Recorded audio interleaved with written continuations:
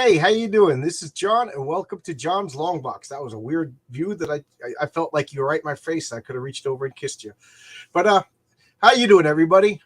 This is a rare double stream in one night. I was gonna help out somebody, but they're not feeling too good. They're feeling a little sick. But Telepathic Bunny showed up, and I put an open link in a couple of chat rooms, and so who knows? Maybe people will show up or not. But you know what? We here. T Bunny showed up. And he's got an active campaign, and I like to help people promote their campaign. So T Bunny, let's talk about what you doing over there. The comic is called Community Service. Escape from Little Bighorn. This is the first book, which is preambles, and it's available on Find My Comic right now. Cool. Is this the same one with the with what the patriotic superhero whose name is escaping me? Ironsides, Colonel Ironsides. Yeah. Wow, that's because I love the name, and now I think I'm just getting old. Well, I'm not feeling too good tonight, guys. I'm getting pretty sick, so forgive me all. I'm a little off. But anyway, I wanted to do a topic tonight talking about the importance of a good superhero name. Yeah. I don't know if you heard my I just wheezed, but I think a good superhero name is integral. It's important. It's a focus of a character, and your character, Ironside. Now, to me, that when you told me Ironside was the name of your character before you showed me any art, before you showed me or told me anything about your character, it conjured. I don't know if you can hear the whistle in my voice from my throat. I think I have bronchitis. But before you told me anything about, you hear that? That's funny. I formed a mental image in my mind, and when you showed me that character, it was almost a spitting image of what I had conjured in my brain. To me, that showed you that you did a perfect job making up a character.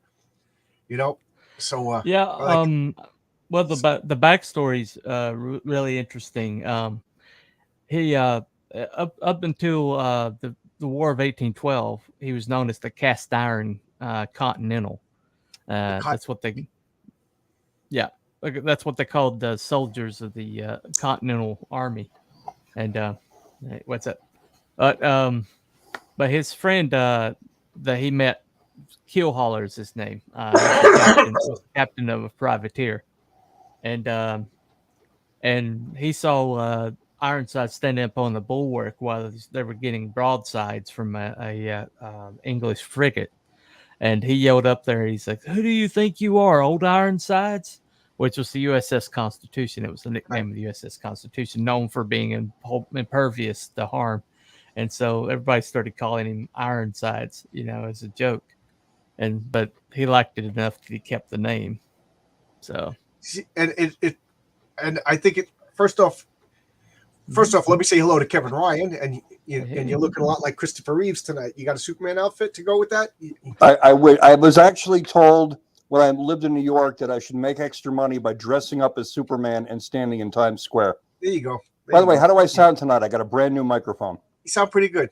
It's your looks. It's your looks I have a problem with. Me too. Yeah. But we're here with T Bunny. We were talking about his character Ironsides and the importance of a good name for a superhero character. And what I like about Ironsides is you got so many angles that coincide. Now, first off, he's patriotic. Yeah. Second off, he has to be American. You're not going to have a Nigerian anti-American guy named Ironsides. It just, you can't, and he has to be a good guy. So, now, forgive me, but I don't remember but he has to be invulnerable. Yeah. Right? Yeah, there you go. Yeah, It's perfect. That means to me that you named your character well. Again, I think perhaps the most perfect name. Oh, there you go. You even got a figure up. You see, that's kind of what I pictured in my brain when you said, right, Kevin? Now, if I said to you I had a character named Ironsides, how do you think he would be? I would picture something, honestly, with a costume more like Pig Iron from Captain Carrot. Okay. And somewhere between Colossus and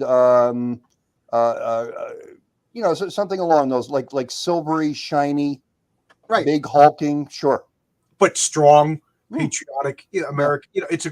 And to me, I think the greatest superhero name, as far as like it's a focus, because before you were here, Kevin, we were talking about the superhero name should be a focus for your character. Mhm. And yeah, I just this just made me laugh. I think of Raymond Burr. Yeah, there you go. And But, John, you'll pardon me. I just need to go off camera for Sure. a minute. I'll be right back, and I'll be in the conversation. Sure. But like the Flash, you know what I mean? What a perfect name. Mhm. You know, I'll get rid of that thing that's in your face. There you go. We No couldn't problem. see it.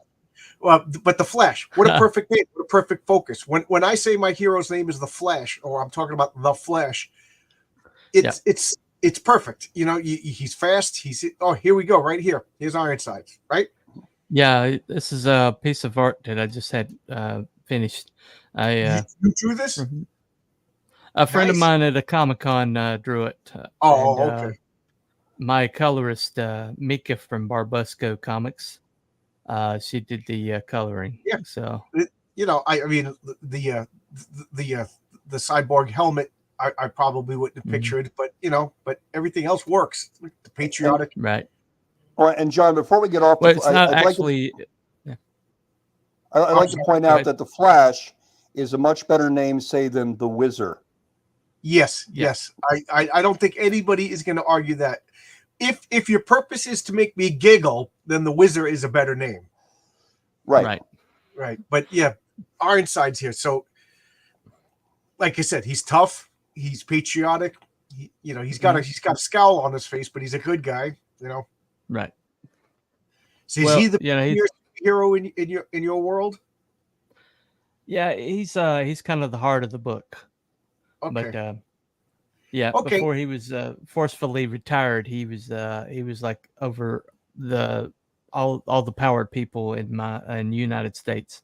He was put there by the Continental Congress, and they wrote him into the Constitution and the Bill of Rights. But as soon as he was ambushed and retired, the 28th Amendment showed up in all the states, showing that they had been planning this all along, and it took him 50 years to get over that. So okay. But so again, this is a good name, a good focus. Kevin mentioned Colossus. So we all know. Did I just do something? I'm sorry, I hit a button. Colossus from the X-Men, big, strong, powerful, metal. Right. I think like a superhero that has a name that doesn't bring a focus into your character is a poor name. And off the top of my head, the one that I always talk about, and I get crap when I say it because everybody loves this character but me, is a Cable. You know what I mean? Like, let's pretend you don't know anything about Cable from the X-Men. What does that name conjure up? I think that Cable, if you need to get rescued, he's going to rescue you sometime between Monday and Wednesday between 10 and 4. I didn't know where you were going, but you got me. And now I got a cough because I got bronchitis. Yeah, you took me by surprise there, Kevin. But Cable, you know what I mean? What does it mean? And so I never liked the character because the name did not focus his powers. Nightcrawler, he's a creepy guy who teleports. He can disappear in the darkness. Perfect name. Cyclops is a little wonky, but it works. But the lady that I'm sharing with you right now. Let's bring this up. There we go. Yep. What's her name? Now, her name is Delilah Louise Summerlin. Her name is Switch. Switch. Okay. Yeah. She can either help you or hurt you. She'll either boost you or kill your powers, but she can't control which. Oh, so she's a literal switch. She could turn your powers on, turn your powers off. Yeah. So let me ask you, if you do not have powers, I'm walking down the street, she could activate me and I have powers? Or only if you have powers? No, she can boost you if you have powers initially.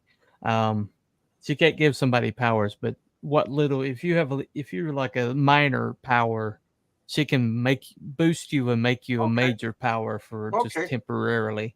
Okay. Or she can completely kill your powers. So So she she's can either hurt an your powers. asset or a liability. But she's Okay, and that to me Yeah. is a pretty good focus. Mhm. It's it works. Kevin, I don't know.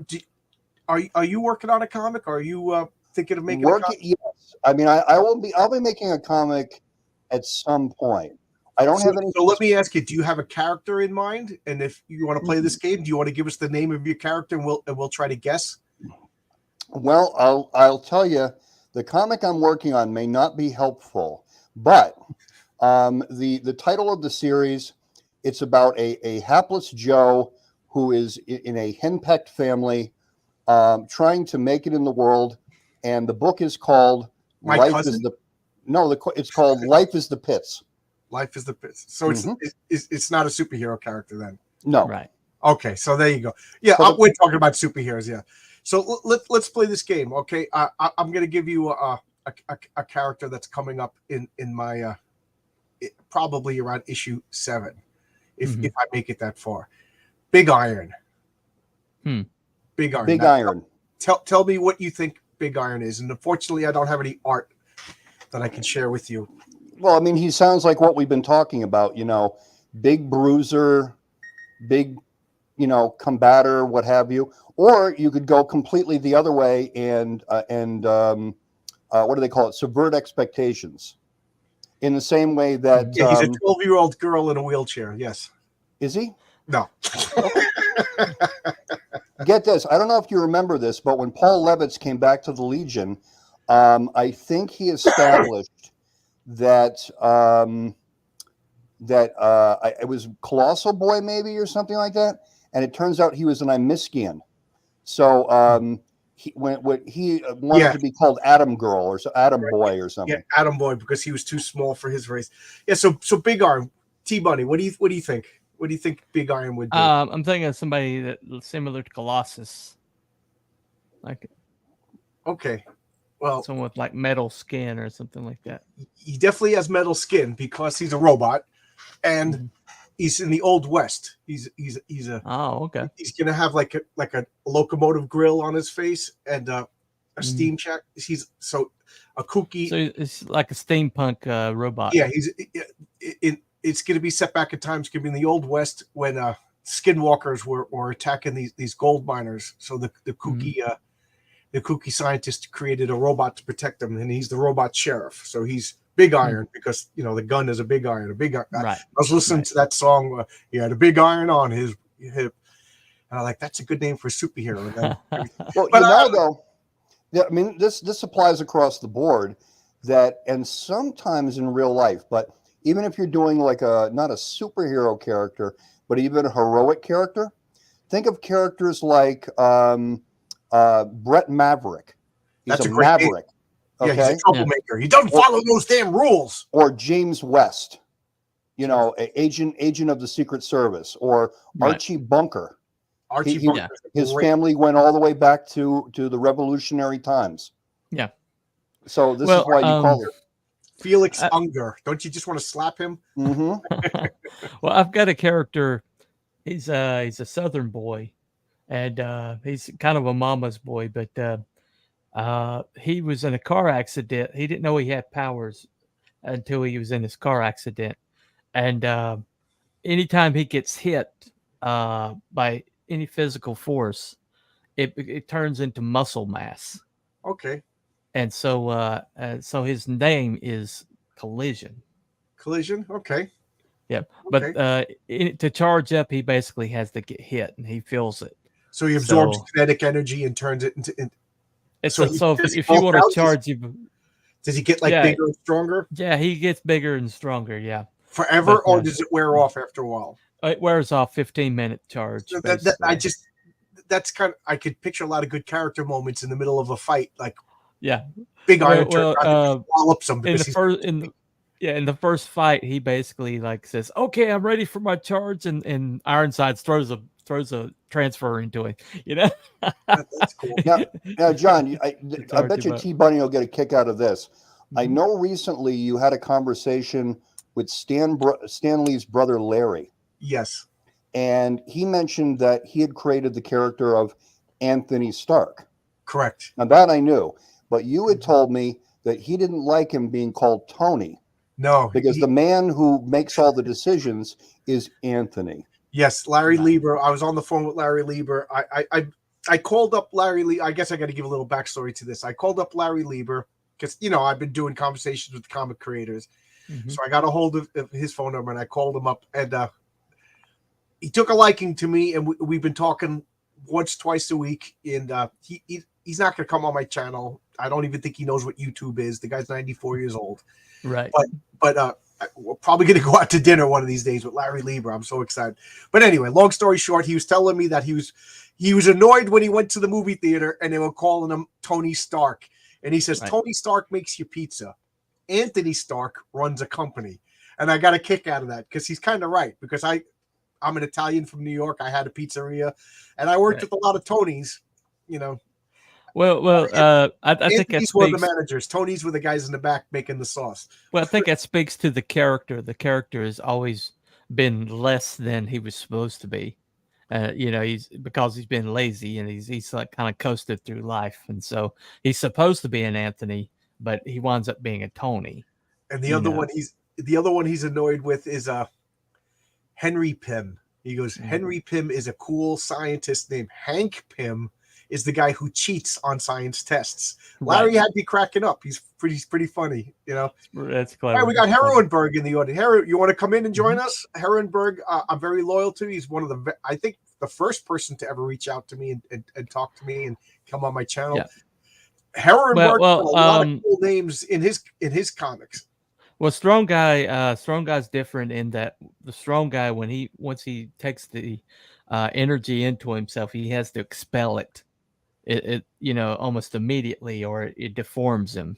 My guy is different than that. I'm aware of Strong Guy. That run of X Factor is actually my favorite comic of all time. Strong Guy, doesn't he have, what was his name? His name was like Guido something. Guido. Yeah, Guido. Yeah. He was like a bodyguard for like a pop star, and he wound up being an X Factor for a while. Leela Cheney or something like that was. Yeah, Leela Cheney. Yeah, I haven't thought about that in a long time. These are some deep cuts. Did you see? I love X Factor.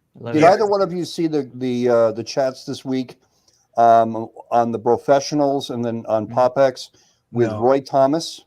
No, I got to watch that. Okay, I reached out to Roy Thomas. He told me to talk to his publicist, and then I never heard from him. Hey, okay, let me. Hey, Heroenberg. Hello.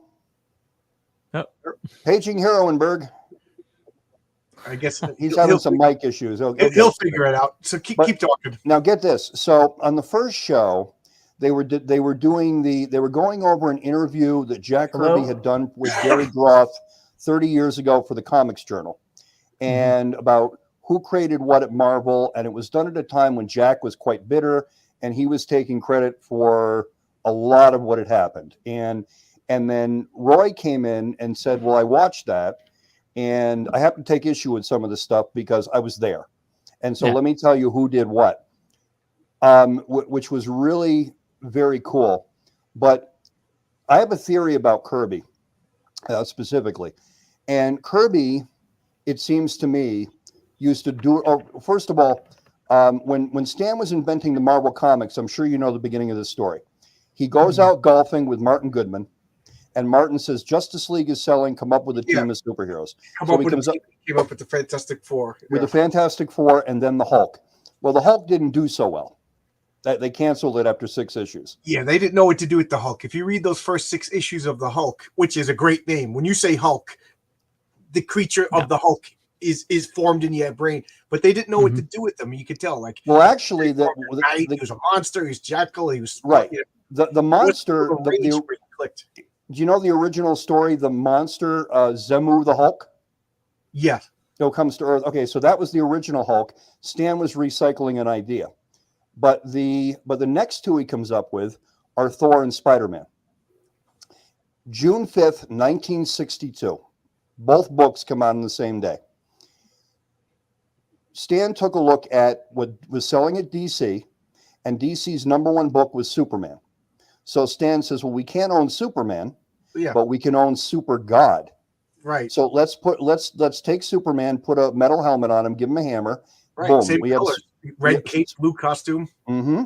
Yep. The other character he comes up with is a red and blue. The #2 book at DC was Superboy. Yeah. Red and blue costume, has an old doddering aunt that he lives with, skinny kid named with glasses. Superboy is Clark Kent. So Spider-Man becomes Peter Parker. And in both cases, and he even takes the name. Yep. Superboy, Spider-Boy. And one way we know this is that when Stan wrote Spider-Man 3, he was editing the book, he goofed up and he had Dr. Octopus call Spider-Man Superman. I have you now, Superman, you're finished. Yeah. And I also get a kick out of they spelled Thor wrong on the hammer in the Thor comic. Oh, yeah. But what I'm saying is that in terms of getting the names down, Stan must have thought, well, let me see. Blue and red are superheroic colors. So we'll give him a blue and red costume. And then his name should begin with S because characters that begin with S sell. Right. Mm-hmm. So we're going to give him an S name. Let's talk with Heroenberg now. Is your mic working? Heroenberg? I guess he said hello for a second. Yeah, he said hello for a second. I was gonna say because he's got some really cool names for the characters in his book, and I wanted to hello. Oh, there you are. You ready? There you go. Hey. Today, I wanted to talk. We're talking about how the name of the superhero, specifically superheroes, but kind of defines and focuses the character. And I said that in your comic, you got some great names that really focus your character. And I'm going to start by I don't know if T Bunny and Kevin are familiar with your comics, but I'm going to start with Savannah. What do you think that character is like? She's a cheetah lady, isn't she? Yeah, perfect. Isn't that? There was no hesitation, and you could see her. She's. I'm familiar with Herenberg. Oh, you are familiar. So I mean, I would say that she's sultry. She's a Southern girl. Some kind of energy powers. They're all from Pittsburgh in that. Oh, they're all from Pittsburgh. No. Okay. Oh no. Hello. Sound check on Heroenberg. Yes, Clean up an aisle six. They're from all over the world, but the She's team not is focused. sultry or a Southern girl. Oh, I think she's a little Okay. sultry there. It works for me. Yeah, I mean she's definitely sexy, but she's not like a Southern belle or anything like that at all. No. It's nothing to do with Savannah, Georgia. Yeah, you're not thinking of the right Savannah. That's all. Savannah, Okay. as an African plains. Africa, yeah. She's a feline huntress, a cat of prey, I guess, a great cat, right? Yeah. And you got to give us Yep. another name for one of the characters in Heroenberg. You got some really good names that I like. Arctica. That's an easy one. Arctica. What is that as a focus? What do you guys think? What does that conjure up? Freezer. Yeah. Somebody Yeah, throws that's perfect. ice That's a around, good focus. Arctica, Mhm. Now I forget. I'm gonna. Is she a hero or a villain? The third. Arctica I'm is sorry? a hero. Yeah. I mean, you've seen the books, yeah. Yeah, I just forgot. Yeah, Right. and why can't I think of her name? Arctica's a heroine. Right. Who's the one with the X? The machine girl.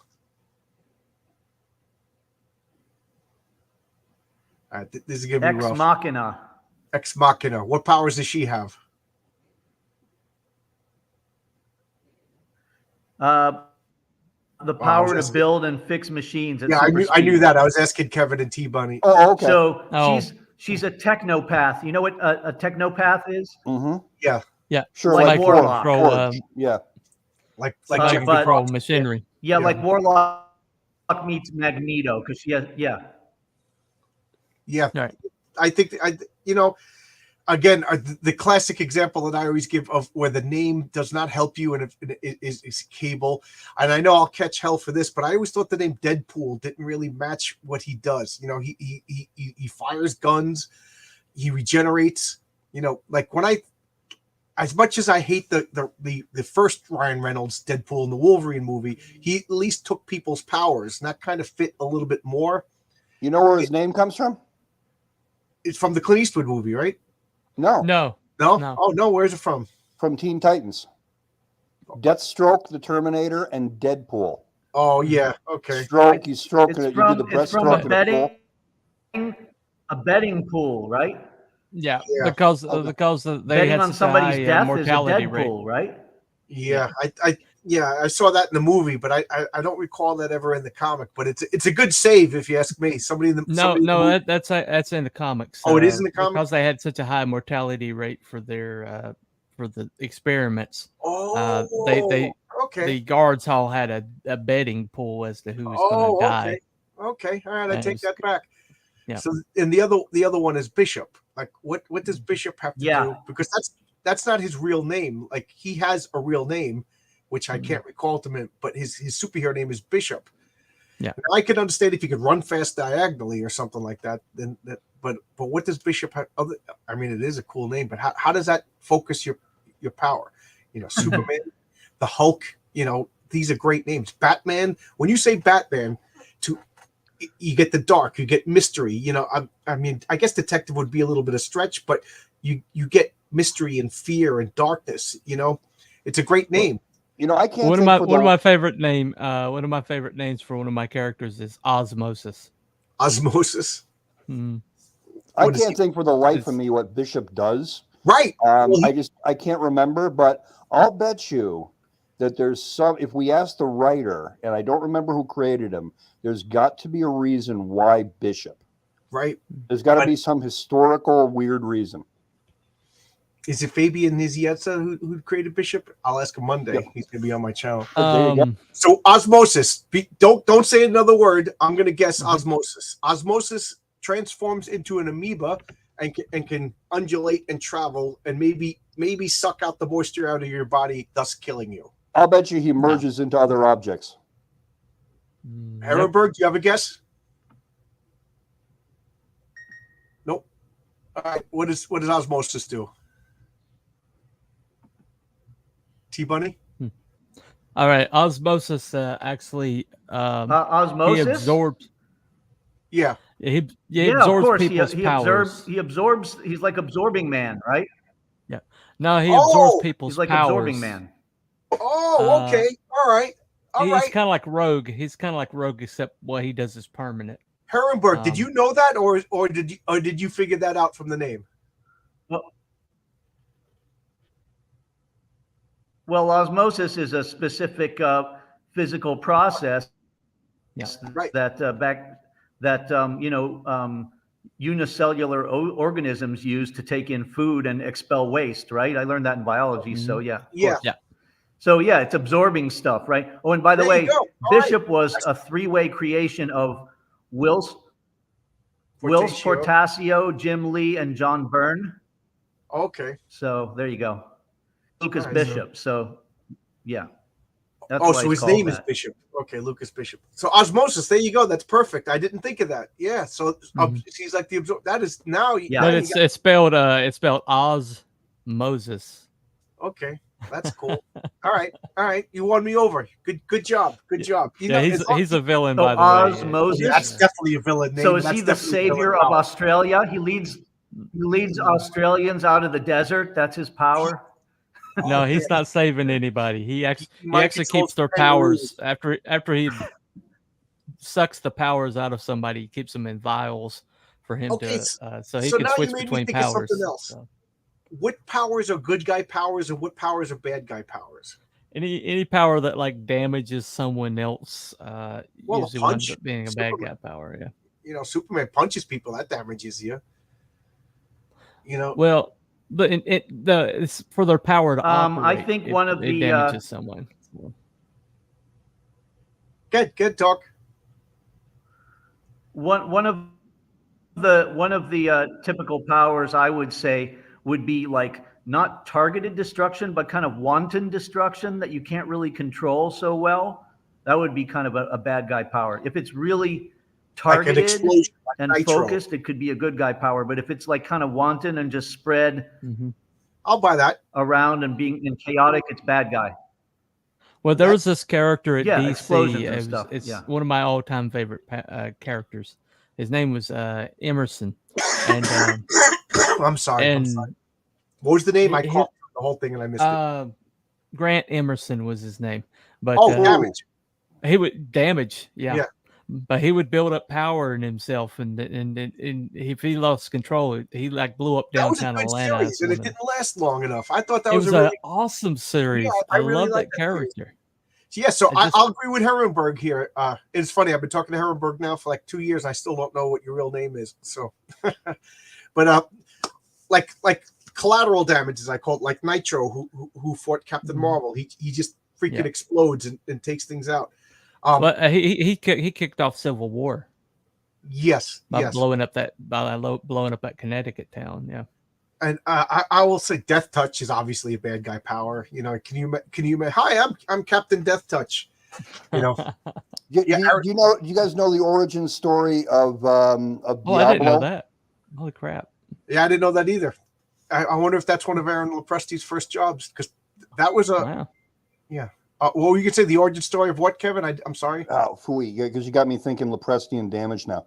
The origin story of you said Diablo. Diablo. The Alchemist? Yeah, Diablo the Alchemist. They used to ask Stan Lee, they would say, what's your favorite character? And he would say Spider-Man. And they would ask him, what's his least favorite Marvel character?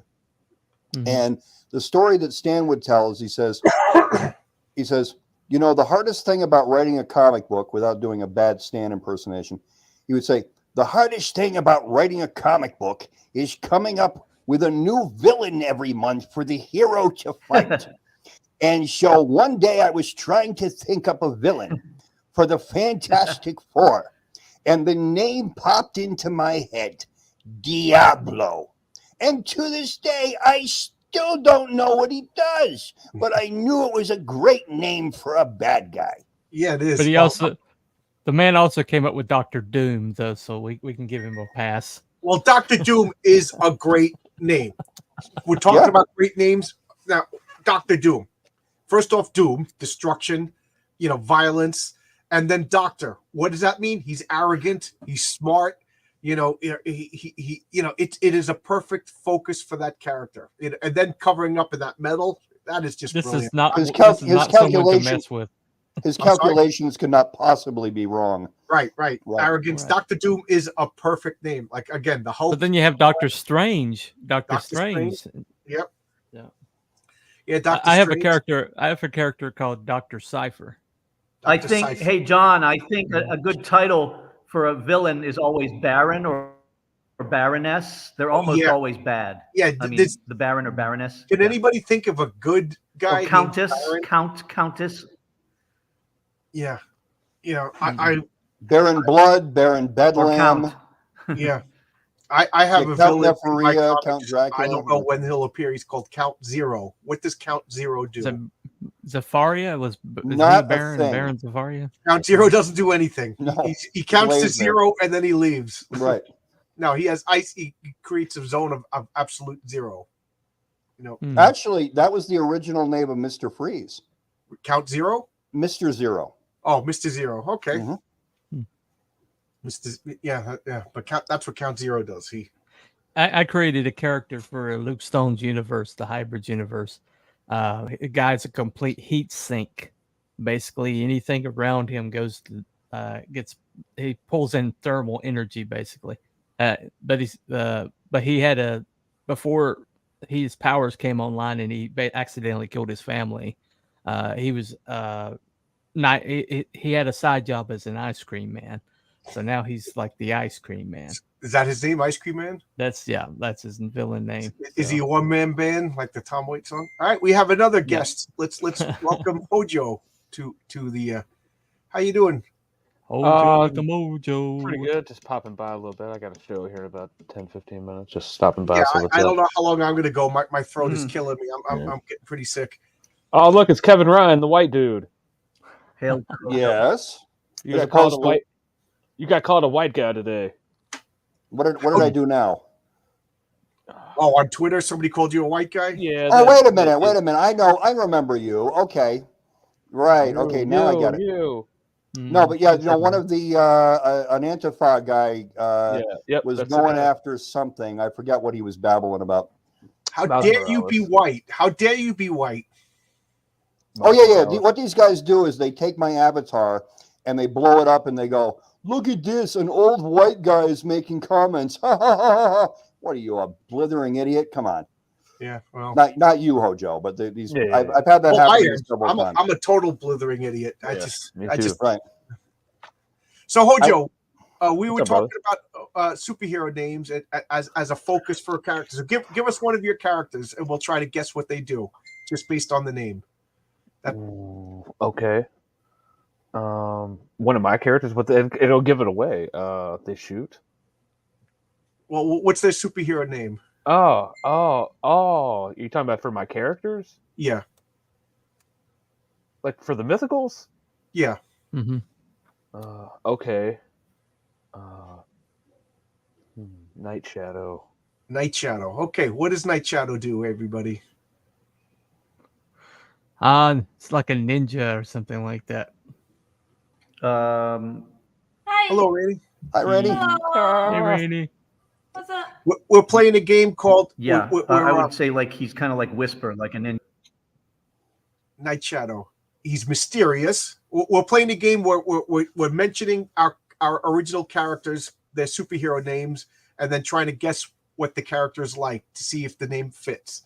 Because that's so Hojo just mentioned Night Shadow. So Night Shadow. So he's mysterious. Either that or it's a Satan worshiper. No, I'm a little baked. I didn't really understand the premise at first. Oh, okay. So Okay. Night Shadow's a little baked. Shadow powers or Yeah. very big. That's such a dumb guess. I don't think I can play this game because I don't have a superhero book. Well, you have a fantasy book, and Yeah. We were talking before. Like Archie Bunker is a great name. He's not a superhero. like you have fantasy characters, so Right. Yeah. I would love to know the origin of the name Kazmir. There you go. Oh, well, it is a real name. It's a real Polish name. Mhm. But what was interesting when I looked it up, the etymology in Old Slavic, there were differing meanings and they were kind of opposites, and thought that was really interesting because I actually couldn't get to the bottom of what the real etymology was. So the particles in Old Slavic, Kazik and Mir or Miru, it could mean either destroyer of enemies or a world destroyer, or it could mean peace bringer. And I love that dichotomy. And also, apparently, it's a very royal sounding name in Polish. Mir is which peace. doesn't have anything to do. Mir is peace. I know that but Mir is apparently- peace in Slavic languages. But apparently, there's another particle that it could sound similar to. It could be Mir or Miru. So the etymology is unclear, and I might be wrong, but because I don't actually speak Polish, but that's what my research evidenced, and I'm actually fine with it either way. I thought it was an interesting name. I thought Kaz is a very catchy shortening of it, and I think that's important for your lead character, whether it's their superhero name or their real name, to have like something catchy that is easy to remember. So there you go. Well, I came up with a Dark Lord for a series that I was writing, and it's this ancient Breton word, Iodak, and it means mean? Lord. Yeah, it means Lord in ancient literally Breton means Lord? language. Oh. But what does Iodak do? Iodak is a bad dude. I was going to say he's a bad guy. He has to be a bad guy. He's that world. He's my world Sauron. Let's just put it that way. I was going to say, what can't he do? How's that? No, but harsh sounding names, even if you don't know what they are, they're always the bad guy. The bad guy's name is his nickname is also the Kazak. Dreamer, because but they couldn't kill him, so they all got together and banished him to a world between worlds where he rests waiting to find a way back into our world. So Well, Casimir is a harsh sounding word, but he's not a bad guy. He's a little rough. I think he's acting badder than he is. And then if you read Chuck Dixon, he's got Levon Cade. That's right. that's a good name for a tough guy. I would say like a harsh sounding name is a tough guy name, whether a good guy or a bad guy. Yeah, good guys are always short and like with a proud sound to it. Like we were talking about before, James West, James Bond, James Kirk. You know, they always have Rex Mason, that kind of thing. It's tell you, man, when I was a kid, I wanted to be James Kirk. That, you know, I was such a Star Trek fan. I tried to give my oldest son the middle name Tiberius. My wife wouldn't have it. Oh my god! No! Oh my god! It's a Roman name. It's an ancient Roman name. I know. I believe, dude. Every argument you're ever gonna think of, I put it out there. No, I know that probably the top row is old enough to remember the Micronauts that we were talking about the other night during the interview. You know the main villain. Carza. Baron Carza. There's another Baron for you. But you know how they came up with that name? There was another toy company that competed with Mego, and their name was Azrak Hamway. And the partner was, his name was Azrak. And you spell his name backwards. Right. Baron Carza comes from the toy company Azrak Hamway. That's so random. But it's kind of cool that it turned into. You want to know this information? You talk to Kevin Ryan. Wait, what's random, Rainey? Oh, I said you wouldn't be able to just usually reverse a name and come up with something that sounds cool like that. It doesn't happen a lot. They wanted to fuck with their competitor. That's what they were trying to do. Oh, I think better. Yeah, but it also sounds good when their name is reversed. Now, Rainey, have you ever read The New Gods? No. But Jack Kirby. Okay. Jack Kirby left Marvel. He was very angry with Stan Lee at the time. He goes over to DC Comics. They give him this like 4 comics to do by himself, no editorial control. And one of the villains in the book is Funky Flashman. And Funky Flashman has a big mustache and a toupee. And what he basically is, he's Stan Lee. Yeah, it's he's Stan going, Lee. He's going, listen, true believers, we're gonna win the day with this. And he's completely screwing with Stan. And Funky Flashman has an assistant named House Roy. And of course, Stan's assistant was Roy Thomas. Oh, I didn't know that. Yeah, so Funky Flashman and House Roy are Stan and Roy Thomas. I know Roy Thomas had a little feud with Jack Kirby because Jack Kirby kept calling him Kid. So, yeah, he was the kid. I like this comment. Oh, Heroberg. Geez, Mir in Russian is both peace and world. So Vladimir is peace ruler and Casimir is peace destroyer. There you go. Okay. Yeah. I'm gonna look this. And boy, Roy, that hurts Stan. Yeah, I don't like when Stan and Jack are fighting. You know. Yeah, mom and dad are fighting. It's not cool. Yeah. Well, one of the ultimate. Going on here? You're at Big Ed. You tell me. I have no idea. I'm sick and I don't know what I'm doing. One of the ultimate villain names of all time has got to be Dracula. Dracula. Yep. Dracula. How could that be anything but a villain? The son of the devil. Son of the dragon. Yeah. Is that what it stands for? Yeah. Mm-hmm. Okay. Well, the dragon.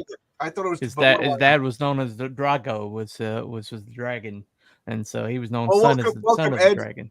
So. Ed, we're talking about superhero names, and what I wanted to do was help out my buddy Don promote his book and speak of the devil. Speak of the son of the devil. Hey, he's back from the dead. How you doing? What's up, Don? I'm all right, guys. How you guys doing? Can you hear me okay? Everything all right? Yeah. So Don is promoting his book. What's your book, Don?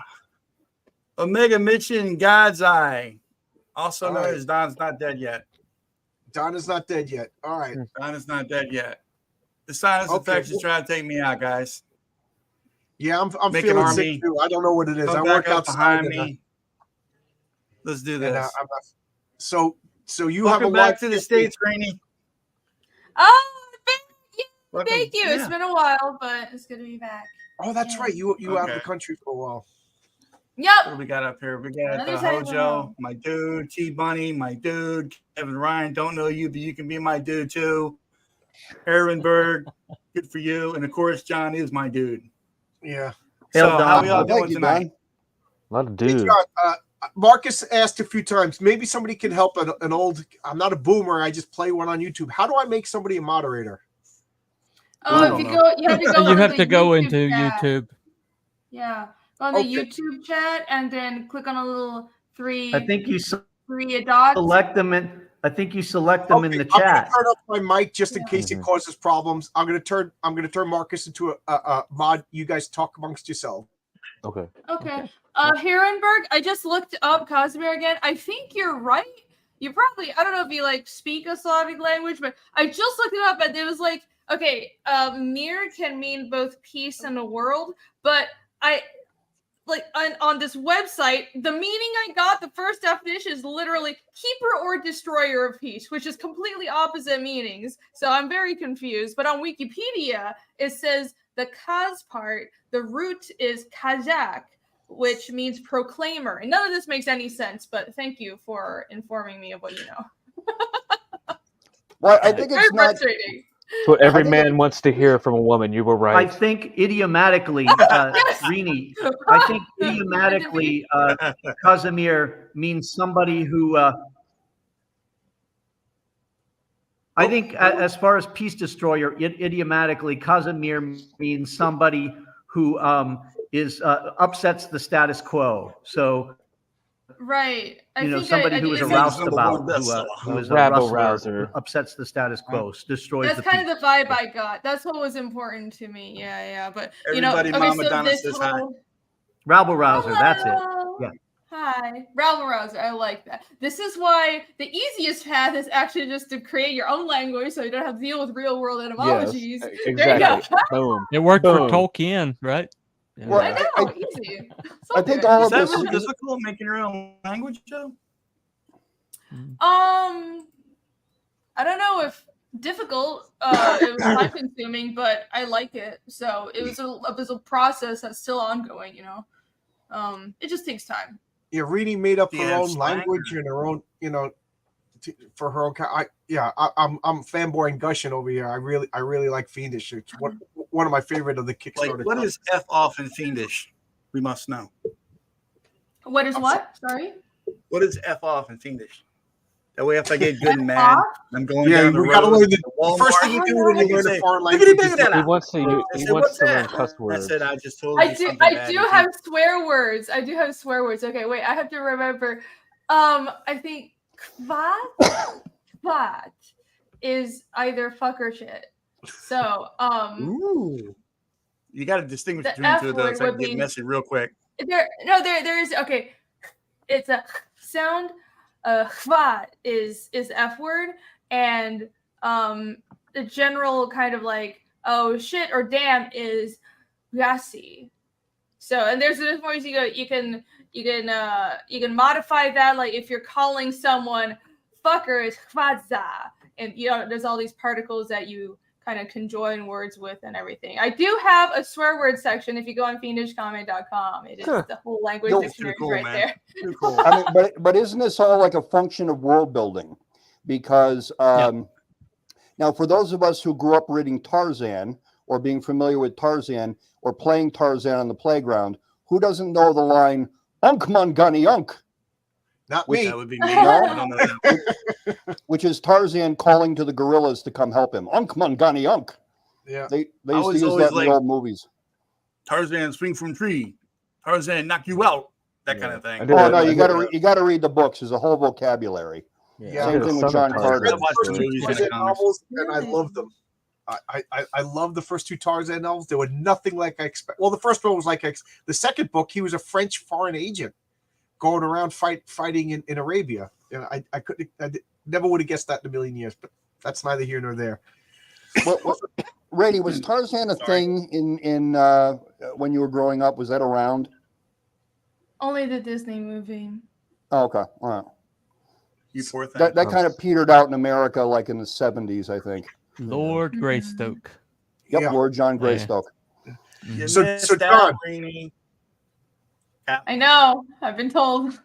So, Brady and I had a conversation the other day. We spent a bulk of it talking about world building, and then I just finished talking with Joe Sontag, and we could have talked for 2 hours about world building.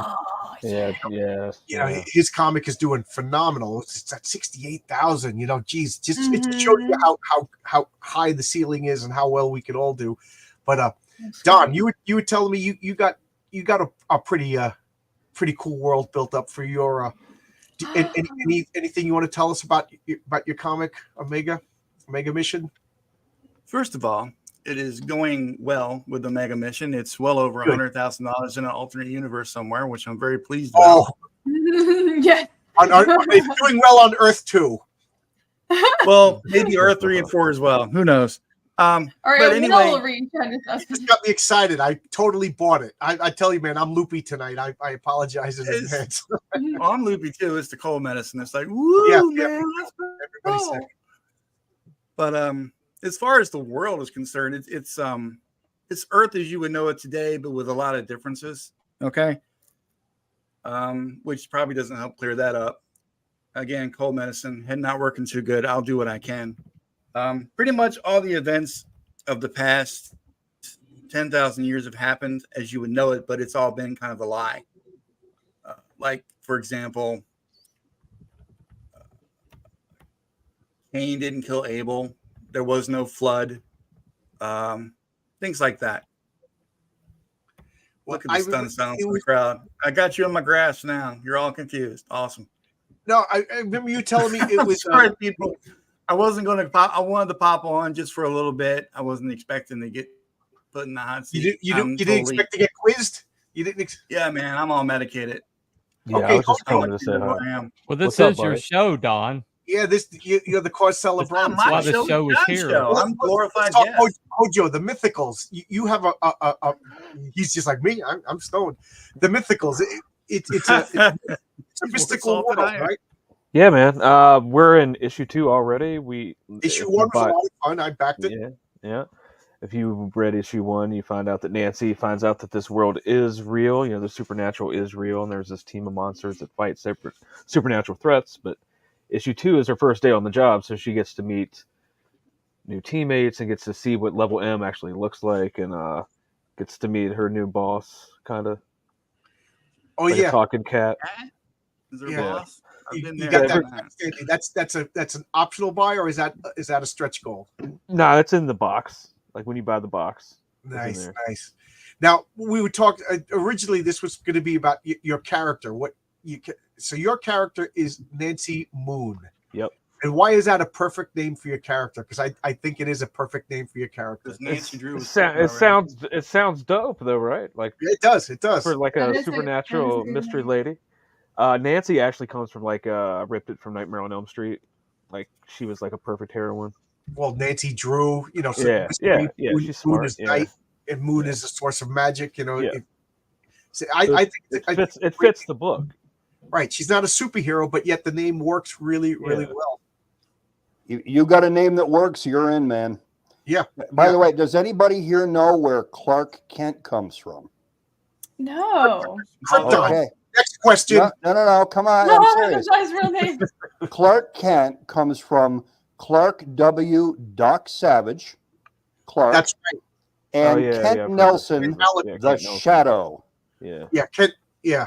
So they combined Doc Savage and the Shadow and came up with Clark Kent. Yep. So if you got a name that works, boom. Renee, I read your non-arsa glossary and grammar. It's awesome. I love your conlanging. Your language is inflectional. All right, I can't even read this. Heroenberg. Oh, it's inflectional quasi IE. Yes. In some IE, you mean Indo-European, which is often abbreviated as such. It's slightly inflectional because what I did was I took an Indo-European base, mostly from Old Norse and Old Slavic, and I injected a bunch of kind of Asian grammar in it. So what I do is the syntax is based on Chinese. I say everything in Chinese first, and then I transliterate the particles into Nanarsa, and then I piece the sentences together, which makes it hard to learn. And I don't even really speak it, but that's how the grammar works. and it's slightly inflectional, but not completely tonal like Chinese. What is conlanging? Is that a thing? Constructed language, and it's shortened as conlang. Just Oh, okay. I did not know that. And by the way, That's if you would another like, word it's very similar to that. Tolkien basically popularized it for the modern world. Yeah, conlang. Yeah, I mean, but he's a linguist, which I am not, and very few writers are. He full on spoke like 5 dead I languages. can barely or speak something. English. He's a true master. Yeah, and he spoke language more than any of us. It was like he's like a master. Well, he not only created languages, but he created a whole entire lexicons for those languages. Right. Yeah, and But he created more than one language. Yeah, 5. And different I think it was 5 evolutionary for the book. stages of, and he would create languages in the same language family. Well, that's the idea. Elven languages. When It was you- insane. Sorry, Michael Williams, that's Charlie Tuna on the door, dude. Yeah, when Charlie you Tuna. conlang, if you go deep with conlanging, not only do you create the language, but you create the history of it. Yeah, and the evolution of it. yeah. I was when we were All I So learned this how week. like High Elvish became Quenya and then Sindarin, etc. Yeah. when we were mentioning Dracula earlier, I was thinking of Frankenstein, and of course everyone knows Frankenstein takes place in Germany, and Germany's sitting right next to France. So you wonder what Frankenstein means. A stone is a knight, like the knight of the round table, and Frank or Franken refers to the French culture. So Frankenstein, Cashel Frankenstein, is the knight of the French people. Oh, okay. Oh, And Frankenstein. I never thought of that. Guys are And breaking my every head. little neighborhood is run by a baron or a count. So he was the Or a vice Baron versa. Frankenstein. So That's so I cool. played a superhero role playing game last Sunday with a bunch of new guys in my neighborhood, and I had to make up new villains. So this was for my role playing game.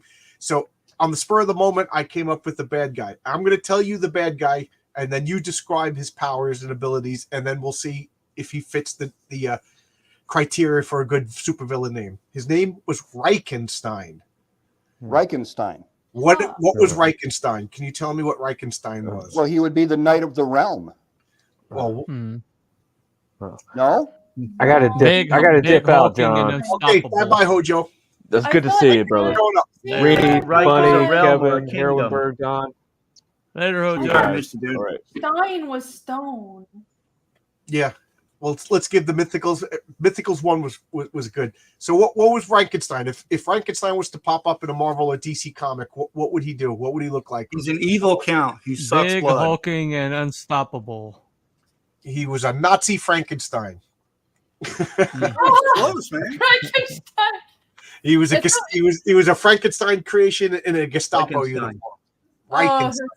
Well, now Wow. keep in mind the First Reich isn't the First Reich the German The best unification in Reich. 1871? Yeah. Yeah. Okay. So it just means the realm, the kingdom. Right. Yeah, but I'm playing with my friends.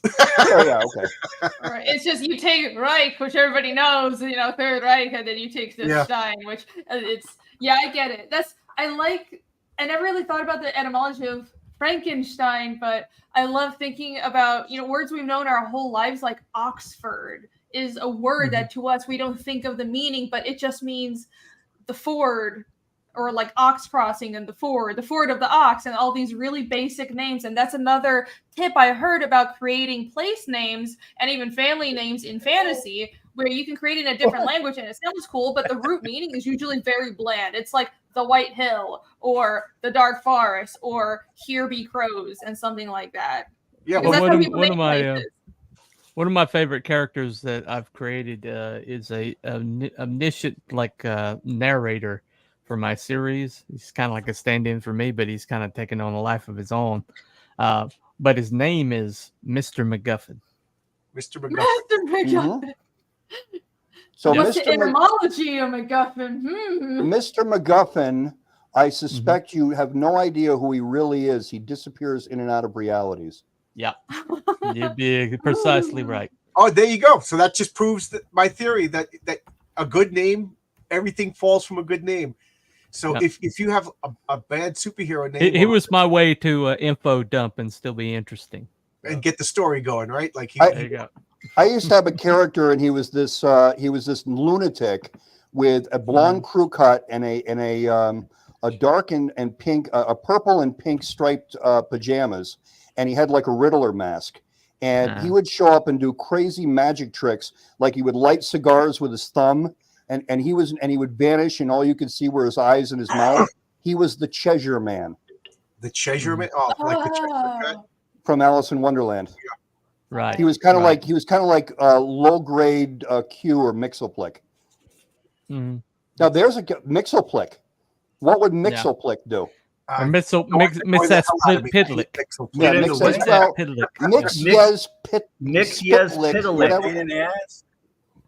Yeah, Kill Tipsy Zim to all of you. But There you go. do you know this character? I know, like, we're all old comic nerds. Rainey, do you know this character? No, No, I just assume I don't know anything. He's a fifth dimensional elf that comes and bothers Superman and can change all reality. Yeah, but he just shows up and does random shit. And so his name is Mixoplick. He's got no vowels in his name. And if you can get him to say his name backwards, he has to disappear to his home dimension for 90 days. Yeah, and his name backwards is Kill Tipsy Zim. And the last time I saw him, Gilbert Godfrey was doing the voice. Oh, Gilbert Godfrey doing Mixoplick. That is perfect. That is perfect. Listen, Super Stoop, I go back to the fifth dimension in 90 days if you get me to say my name backwards or spell it backwards or write it in the sky or anything. There was a whole bunch of those. Batman had Batmite. If you remember, the Flintstones had the Great Gazoo. Listen, Dum Dum. They had a lot. I don't know what was going on in time with these super dimensional imps, but Aquaman had one, Quisp. That's right. That's right. Yep. Yeah. That's right. Yeah. And who's that guy that's buddies with Cecil? Who's that guy that hangs out with Cecil? He does he's the pimp with a blimp or the blimp with a pimp. Hangs out with who? Alex Stein. Every time I hear Alex Stein on a stream, I keep thinking it's Quisp from the cereal company. Hey guys, I'm out of here. Oh, Don, I was just going to ask you a question. How many days left on your campaign? 38, 39, something like that. Okay, and where is it? It's on Indiegogo? Fund My Comic. Oh, it's on Fund My Comic. There you go. Yeah. All right. A wonderful website. Yes, I'm going to launch my comic on Fund My Comic.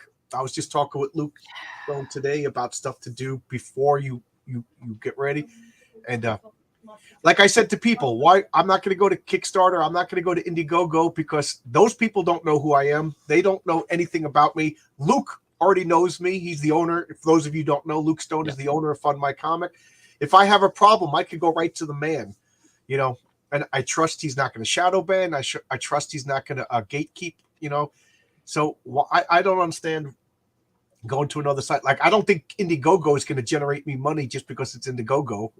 That's going to be up to me to promote my comic. Luke has had people on his website who he personally despises. Well, he's about to have another one in a few months, So, that just proves that he's a man of his word. Right.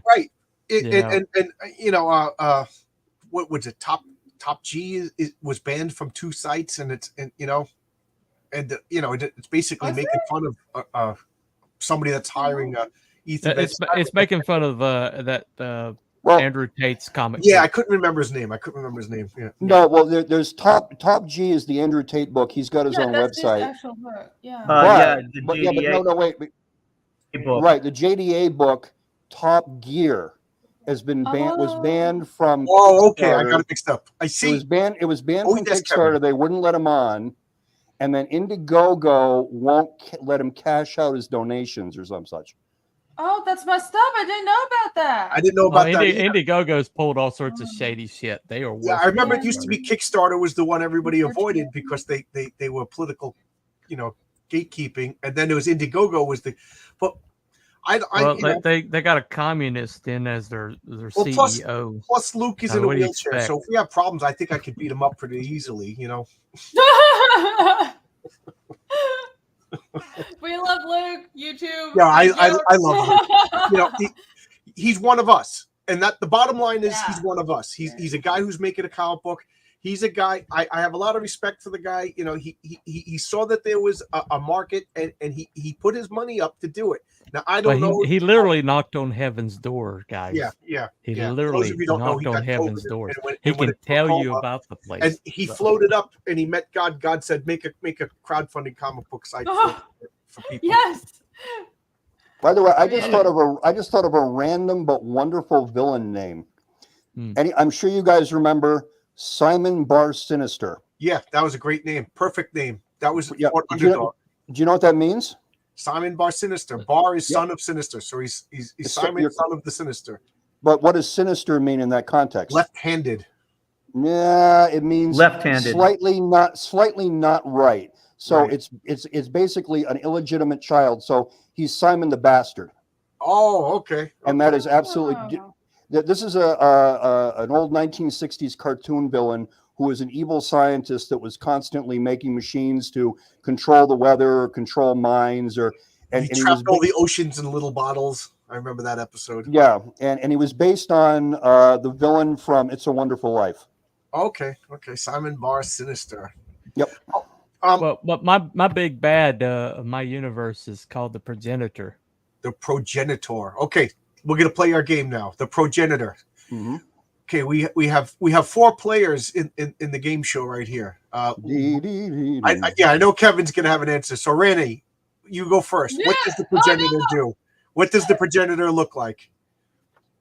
The He- progenitor. That makes me think this is He some looked- kind of almighty god that that simulated the universe, and they're going up against reality itself. How many He points? looks how many like one of the points out of 10? Celestials. Oh, Heroin Yeah, Bird. something like that. How close? No, not yet. Not yet. Not there yet. He doesn't look like Darkseid or I picture an armored guy, very regal looking.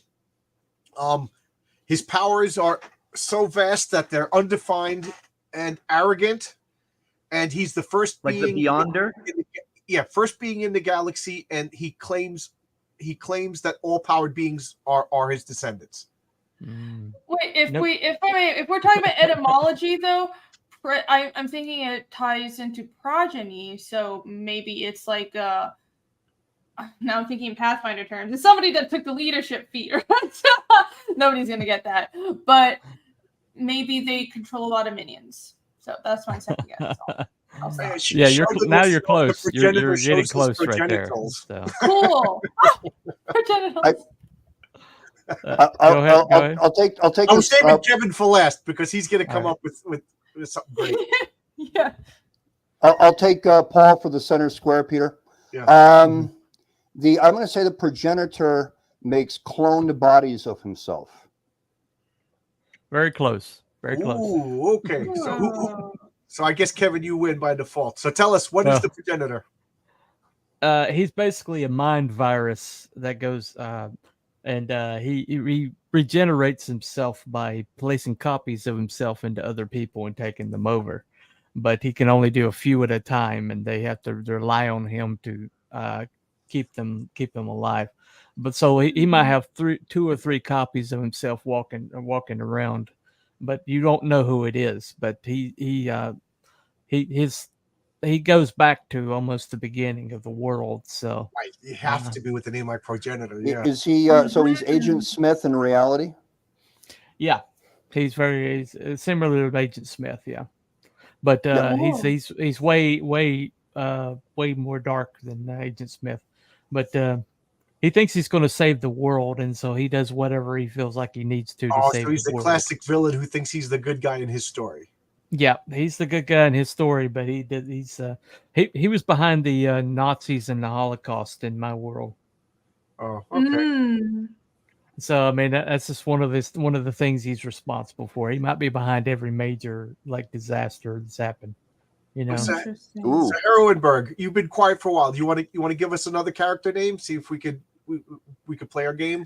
Yeah. Okay. I'll give you one that confuses people who don't know Spanish. Wow. Even This is a character name that I couldn't believe was never used before because it's so basic in Spanish. Poderosa.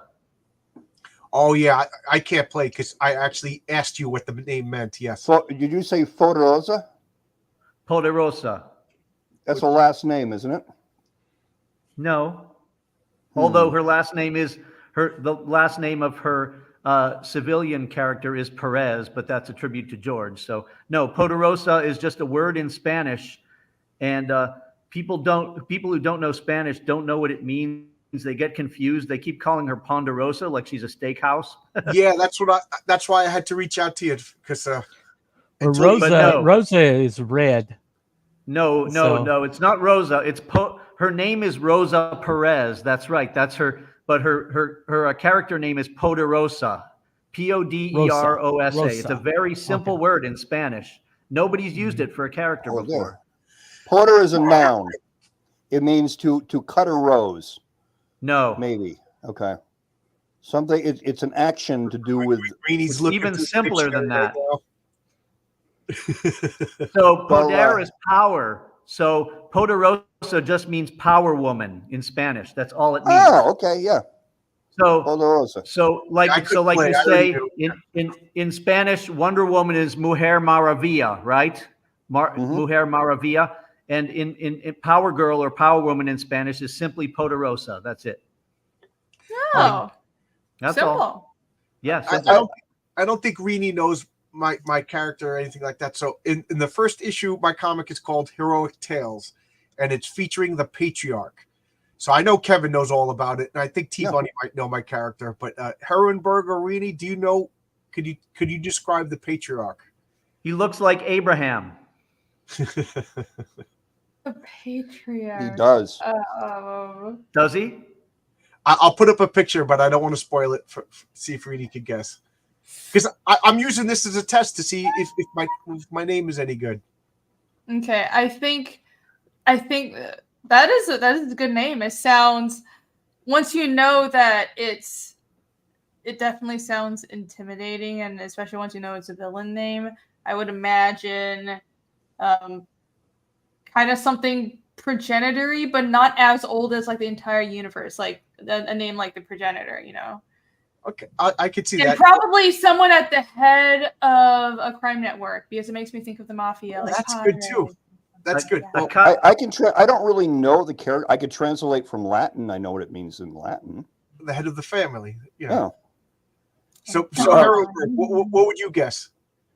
I was gonna guess that he looks kind of like Abraham. He's white. He has a beard, and the word patriarch would be a great villain in any woke comic, right? Because of patriarchy. So, yeah, I would just say he looks like Abraham. He has a robe and a staff, and he shoots fire from the staff. I don't know, something like that. Patriarch.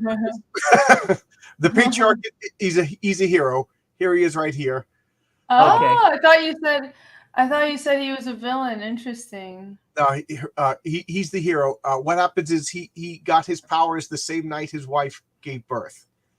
Huh. And he's kind of like he's trying to make the world a good place for his children, and he's a good guy. And it's funny because I made him up as a joke, as like what the Patriarch, and he has the male gaze, so he has like super senses, and he has telekinetic abilities. But I grew to really, really like the character, and the more I thought about him, the more here he is, fighting off an asteroid. So he's issue 1 of my comic. Here's the layout from Renzo, just phenomenal. And that's Boss Moxie, the bad guy. Okay, what is Boss Moxie? He's the first bad guy in my comic. Oh yeah, that's great. That reminds me a lot of what's the main guy in Jupiter's Legacy? Oh, I haven't read it yet. I'm so embarrassed. I love Mike Millar, and I haven't read Jupiter's Legacy. He reminds me of the main guy in Jupiter's Legacy. But what do you think Boss Moxie does? The Olympian.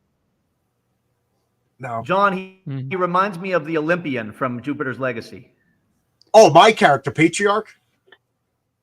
Yeah, Patriarch reminds me of the Olympian. Yeah, yeah. I would love to hear, John, why you picked Moxie. because it means nerve. It means it's a guy. So Boss Moxie, he has no powers. He's just a crime boss. And wrong picture. He is here. He surrounds himself with beautiful women, and he robs banks in daylight because Babyface Nelson is his hero, and he's just got a lot of moxie, and he goes in and he's got the cigar. He just talks like a 30s gangster. Well, isn't that what our mothers used to say to us when we pull shit as kids? Like, you got a lot of moxie there, kid. You got a lot of moxie, and then I get smacked. Yes, that's right. Now, which came first? Did the soda come first, or did the word for courage come first? I don't understand. Did you never heard of the soda Moxie? No. Okay, back in the 20s and 30s, 100 years ago, it was the top selling soda in the United States. Moxie? They still sell it in New England. It's ginger root soda, and it's harsh. It's like non-alcoholic Jack Daniels. Wow. And it's called Moxie. It's a nerve tonic. So that's why our mothers always called us, "You got some Moxie there, kid." So that's what he just thinks he's unbeatable, and he just shows up with his Tommy guns, robs the banks, and thinks he's the coolest guy in the world. Does he have the accent? Yeah, he talks like a what's his name from why can't I think of the name from the 30s gangster movies? Hey, see, it's Boss Moxie's here. Yeah, Richie Robinson. That's right. Yeah, the frog. Like the frog. Oh my God! Like nobody's gonna get the frog outside of you and me. Okay, I got one now. This one. Go ahead, T-Bunny. This one, I will give you the powers and let you guess the name. Okay. So this is the bonus round. We're gonna reverse. And I'm really shocked that this name isn't taken. Her superhero name. She's not really superhero, but young girl got trafficked in the Caribbean, and there was a ancient pirate saber on the wall that kind of spoke to her, so she took it up, and it reversed, and suddenly she is got a spirit of a pirate queen from Barbary era pirate queen in her called the Bloody Rose Annie, and so when she wants to, the saber appears and she switches with Annie, and Annie basically comes into this plane of existence, and she becomes the ghost. Okay, and because she has it in for because he was trafficked, and she's trying to make sure it never happens to anybody. She's kind of the world's Punisher. Okay. And so what would you think a good name for her would be? So she's a pirate. She's got a saber, and she's got ghost powers. Mm-hmm. The saber doesn't cut it won't cut anybody that's innocent, but it cuts guilty souls. The Barbary ghost. Okay, violence. Violence. Okay. And I've done searches everywhere, and it's not been taken by anybody. But that's her name, Violence. I used to have a character named I wonder if this is dumb, but Dr. Tester. Dr. Tesler? Dr. Tester. Dr. Tester. Like test.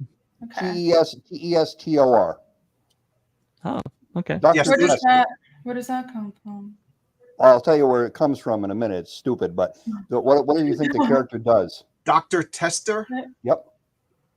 Kidnaps people and runs tests on them. You're close. And makes all kinds of weird monsters that result from his test that he controls. No, he tests people's patience constantly. Yeah, like me, exactly. I know a lot of people like that. No, you remember what they did with, because I made this up in the 70s when I was a little kid, but you remember what they did with Henry Pym? They gave him the work suit, and he could reach into the pockets, and he had all this stuff. He could blow little miniaturized weapons. Well, Dr. Tester has a modular suit that he uses to test weapon systems for the government, and so he can attach a gun to one piece and attach a sensing box to the other, and whatever weapon system he needs for the mission, he can attach it to the suit and power it in a modular way. So he's not only Dr. Tester, he is the tester of these weapons. It's funny. I made up a character called the Assembly Man who does the same thing. He has all gadgets, And then I saw that there already was somebody named these, and I was so disappointed. But you know where it comes from. You remember when we were kids, you used to like paint model kits, and they'd sell the little jars of paint. They were tester paints. Yes. Yeah. I was looking at that and going, tester. That's a great name for a superhero. Mhm. So have you guys and ladies, have you ever come up with a character name and then you really liked it, and then you found out that it already existed? Somebody else already. I got a good story about that. This is long before I ever heard of Aaron Lopresti. When I was working in New York, I used to work in Times Square as a ticket agent. And one day we all had to commute to Times Square. And so my buddy Spiro shows up, who doesn't know shit from comic books. And he comes running into Times Square and he says to me, "Hey, Kevin, I got a great idea for a superhero name." I said, "Yeah?" He says, "Yeah, I was throwing away all my stuff from this coffee shop and I realized Garbage Man. Why don't we do Garbage Man?" Okay, And I how said, high was he at this? "What? How high was your friend when he said No, this? he wasn't high at all. Sober as a church Oh. mouse." Amazing. Yeah. Really? Why do you- I why do you say actually, that? What's up, T-Bird? T-Bunny? actually had a character that I was calling Brickhouse Brown, and he was kind of like a thing, kind of like a thing kind of character, made of rock or whatever. And suddenly I was getting a lot of pushback from Dojo Kun, who had a character called Brickhouse. And so Yeah, I had a character named Brickhouse, and then I realized that a lot of people had that same name, so I had to, which really hurt because I love the thing. mm. So I'm not going to tell you the replacement name because I know somebody's going to steal it. So Yeah, Well, I didn't grow up with. Oh, I'm sorry. good. No, go ahead. I was just I was thinking I didn't grow up with superhero comics, so I don't think I really think that way. Superheroes, whatever superheroes you see in Asian media, it really came from America and it's a very recent phenomenon. And I love seeing that cross influence, I guess. But so for me, it's always like the character's real name. So I can't really speak to that, I guess. I've tried to come up with like, ooh, you know how in fantasy, even Tolkien would come up with cool alternate names. Like people give this character a name, like a nickname, because they're so badass. I'm not good at that. Every time I do it, it sounds cringe. It'll be like, oh, the awesome cool sword or something, and it's like the dumbest thing ever. You know, I used to have a comic store, and I'd work late till about 9, 10 o'clock at night, and around the corner from my house was a Chinese restaurant, and run by a family from China. And they said, you'll pardon my terrible accent, Rini, but I like doing accents. I mean nothing by Oh, this. please do. It's fine. I don't. And I said to the family, I go in there and they go, "Oh, you always come in at night and you order the number 12. Why you always come in here order food?" And I said, "Well, I work around the corner. I have a little shop." "Oh, what you selling, little shop?" I said, "Comic books." What is comic book? I don't know what is comic book. I said, Yep. Books for children. Oh, book for children. What is book for children? I said, Children don't read.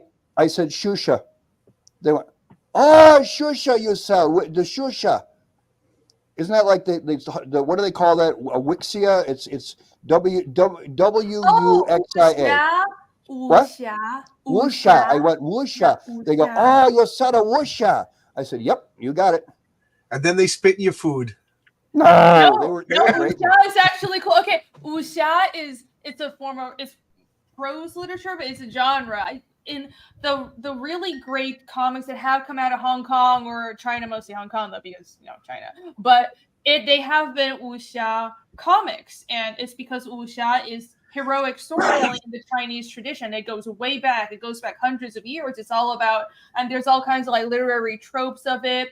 And it starts with the Romance of the Three Kingdoms. Romance of the Three Kingdoms is wuxia. So it's heroic, like usually war heroes and beautiful women, and all kinds of drama and intrigue. So that's what wuxia means. So that's great if you tell them that, because comics aren't really a thing in Asia. They're like, oh, other than Japan, right? They're like, oh, especially in China, they're like, oh, it's the manga, it's a Japanese thing. But yeah. That's a great Yeah, way to say it. Good job. well, I was just trying to figure out something that would translate in their heads because I get it. Now, Renee, do you know this? You grew up in you grew up here in America, or you grew up in Taiwan?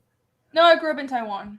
So, when you were a little kid, was comics and manga big, or is this recent? Because I know in Japan they've been around forever, but did they make it to Taiwan when you were a kid?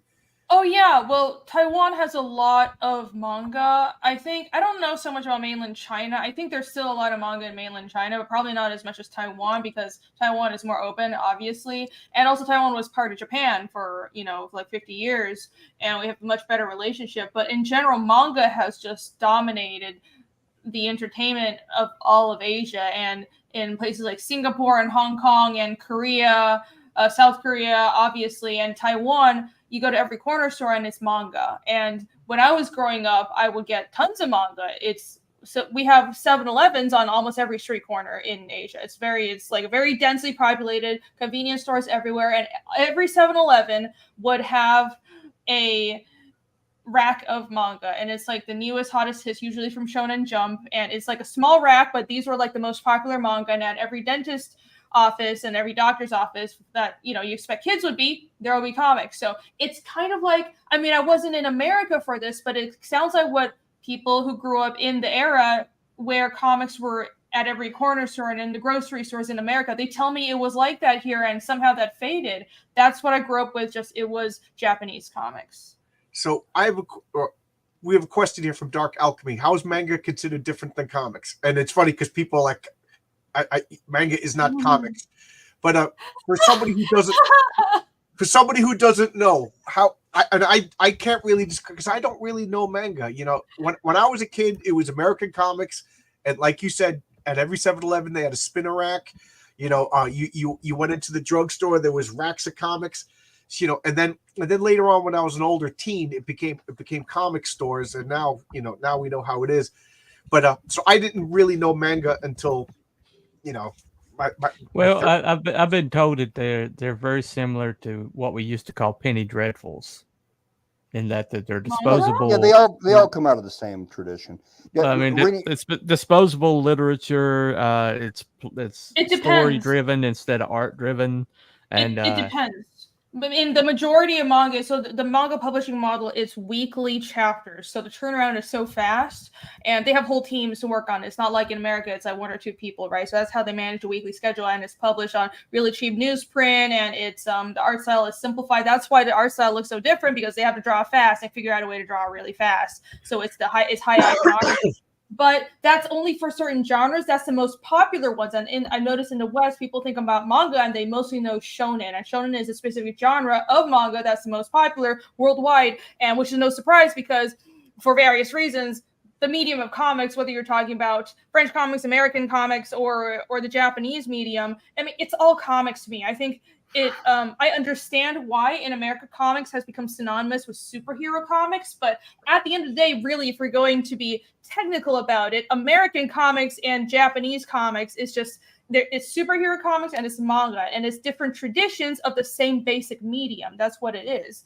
But even in Japan, there's a huge variation within manga. Right. And actually, in the early days of manga, there were debates over what to call it. Should we call the penny dreadful types of Japanese comics manga, but call the more mature types of Japanese comics that the artist took longer to draw, that had a monthly release date, that told more dramatic, mature stories for adults? Should we call that Gekiga? But that kind of went away. Nowadays, it's just manga is divided into different genres or general demographics, and then the demographics break down into further genres. And this will never happen in America because in Japan, they have no problems with just saying, okay, this whole kind of manga is for teenage boys. It is not for girls. Girls can read it. We don't care, but it's for teenage boys. And then this type of manga, shoujo, it's for girls. Yeah. Right. It's like people are different. Okay, there's demographics are real. And then there's also josei, which is for adult women, and seinen, which is for adult men, older teens or adult men. And these are different genres that have different traditions unto their own. And there are different publishing models. For example, in seinen, it's more common to have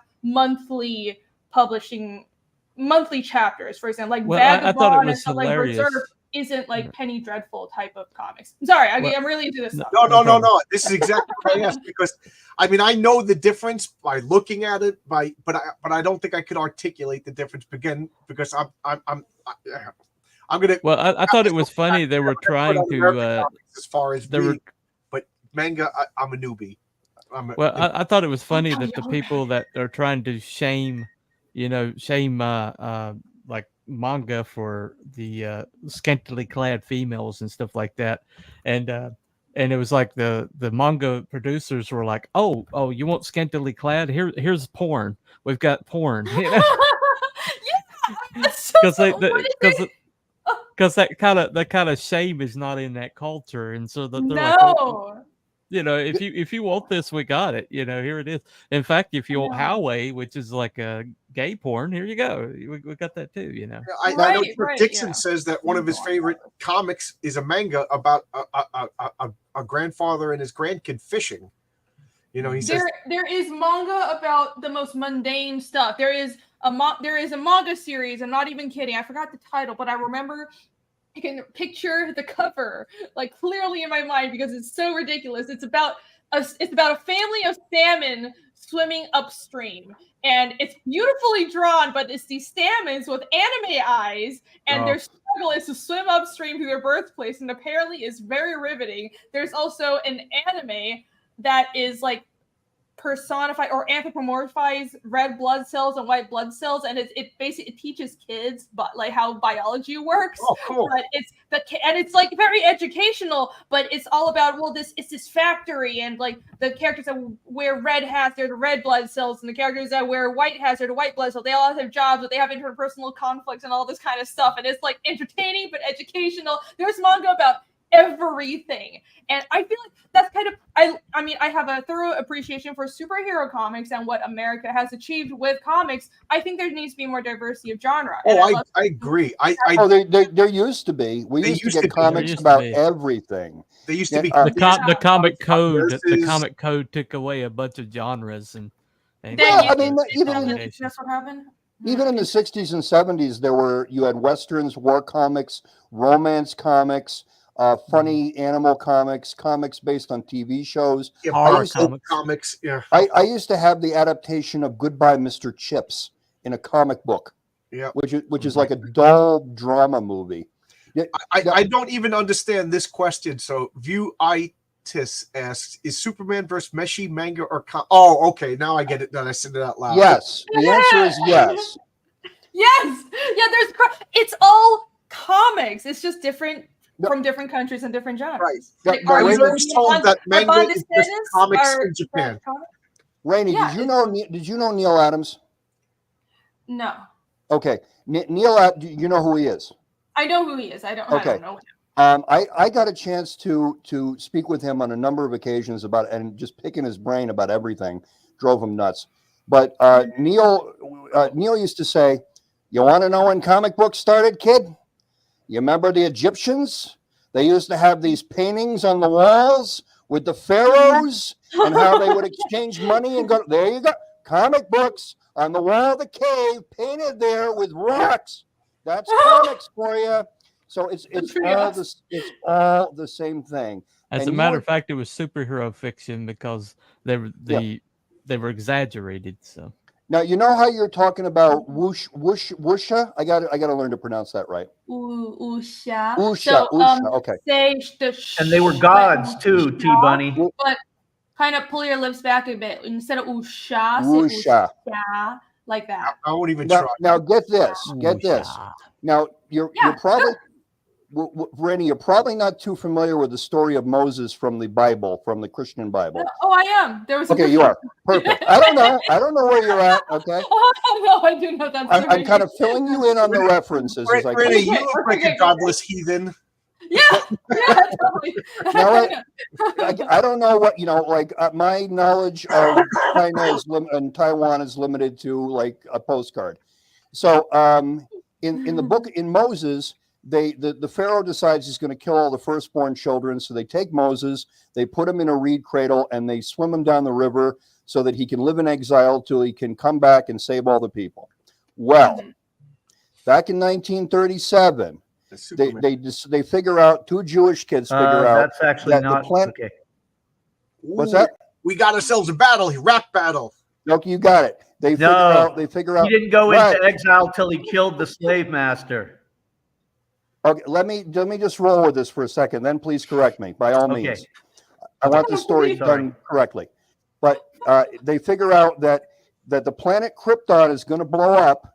So they put the infant Kal-El, which is Hebrew for Star Child, into a rocket ship and send him away, so that when he gets to be an adult, he can come forward and save all the people with amazing powers. And it's the Hebrew subtle for story. Rebuttal. You got 5 seconds. Oh boy! Please go ahead. If I'm getting something wrong, I want to know it. I want to hear Ryan be corrected for once. Kal-El is Hebrew for all father. It does mean God. Kal-El is Moses. Right. Yeah, he's Moses. It means all father. Kal-El, Kol-El, all father, for sure. Mm-hmm. Okay. Yeah, all father. What did I get the rest of the story right? Well, yeah. I mean, Superman is basically it's a Jewish myth set in space. Yeah, for sure. I mean, it's Siegel and Schuster. Yeah. What do you think is going to happen? Yeah, sure. And Metropolis was Toronto. Okay. That is fascinating. So that's what we all need to do. We just need to take some mythology and throw it in a different location, and then we're good to go. I mean, that's what they did with Star Wars and all these other different mythologies. And where do you think? Where do you think the Hulk came from? Samson? The Hulk came from Dr. Jekyll and Mr. Hyde. Yeah, he was a superhero version, or actually a monster version. He wasn't even a superhero for a couple of years. Or if you go with Harlan Ellison, Dr. Jekyll and Mr. Hyde. But yeah, he's the out of control version that we would all like to be on our off day, and so you get the Hulk. But all those characters, they because you were saying that over in Taiwan, the characters all come out of mythology and legend, and they do here too. Because if you think about take Batman, who's the next one down the roster. 8 years old, his parents get killed right in front of him. There's nothing he can do about it. And so he dedicates his life to making sure that nothing out of control. Let's go to the bathroom, so we all have to stand here and be quiet until he comes back. He doesn't want to miss So Bruce Wayne dedicates his whole life to making sure that nothing bad happens to anyone ever again. And he is Mr. Control Freak. And so Neil Adams pointed out, he said, well, there's no natural amenity between bats and clowns, is there? Yes, there is. Because clowns are out of control. They're all the bad things that happen to you. Your dog gets hit by a car. Your parents split up. You fall and break your leg. The Joker is all the bad things that could ever happen. Batman is the ultimate effort to stop bad things from happening. Control versus chaos. Control versus chaos. Oh, that's cool. Well, I will even say, again, this is going to be spoilers down the road for my comics, but it's all this struggle of Apollo and Dionysus, where Superman is light and sun and Apollo, and Batman is darkness, mystery, and Dionysus. And, if I ever make it to issue 12, 13 or so of my comics, this is going to be a big, I want every one of my comics to be a one and done. You read it, you can enjoy it, but if you read them all together, there's a long story that's going to be something. Hey, John, are you familiar with the... I couldn't hear both. I'm sorry. Both of you were talking. Are you familiar with the song Cygnus X1 and Cygnus X2 from Rush?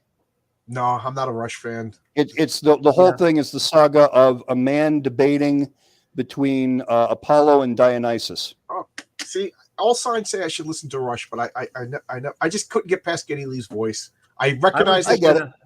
I recognize it. I was just going to bring up the Authority. There's Apollo and Midnighter. That's just Superman and Batman.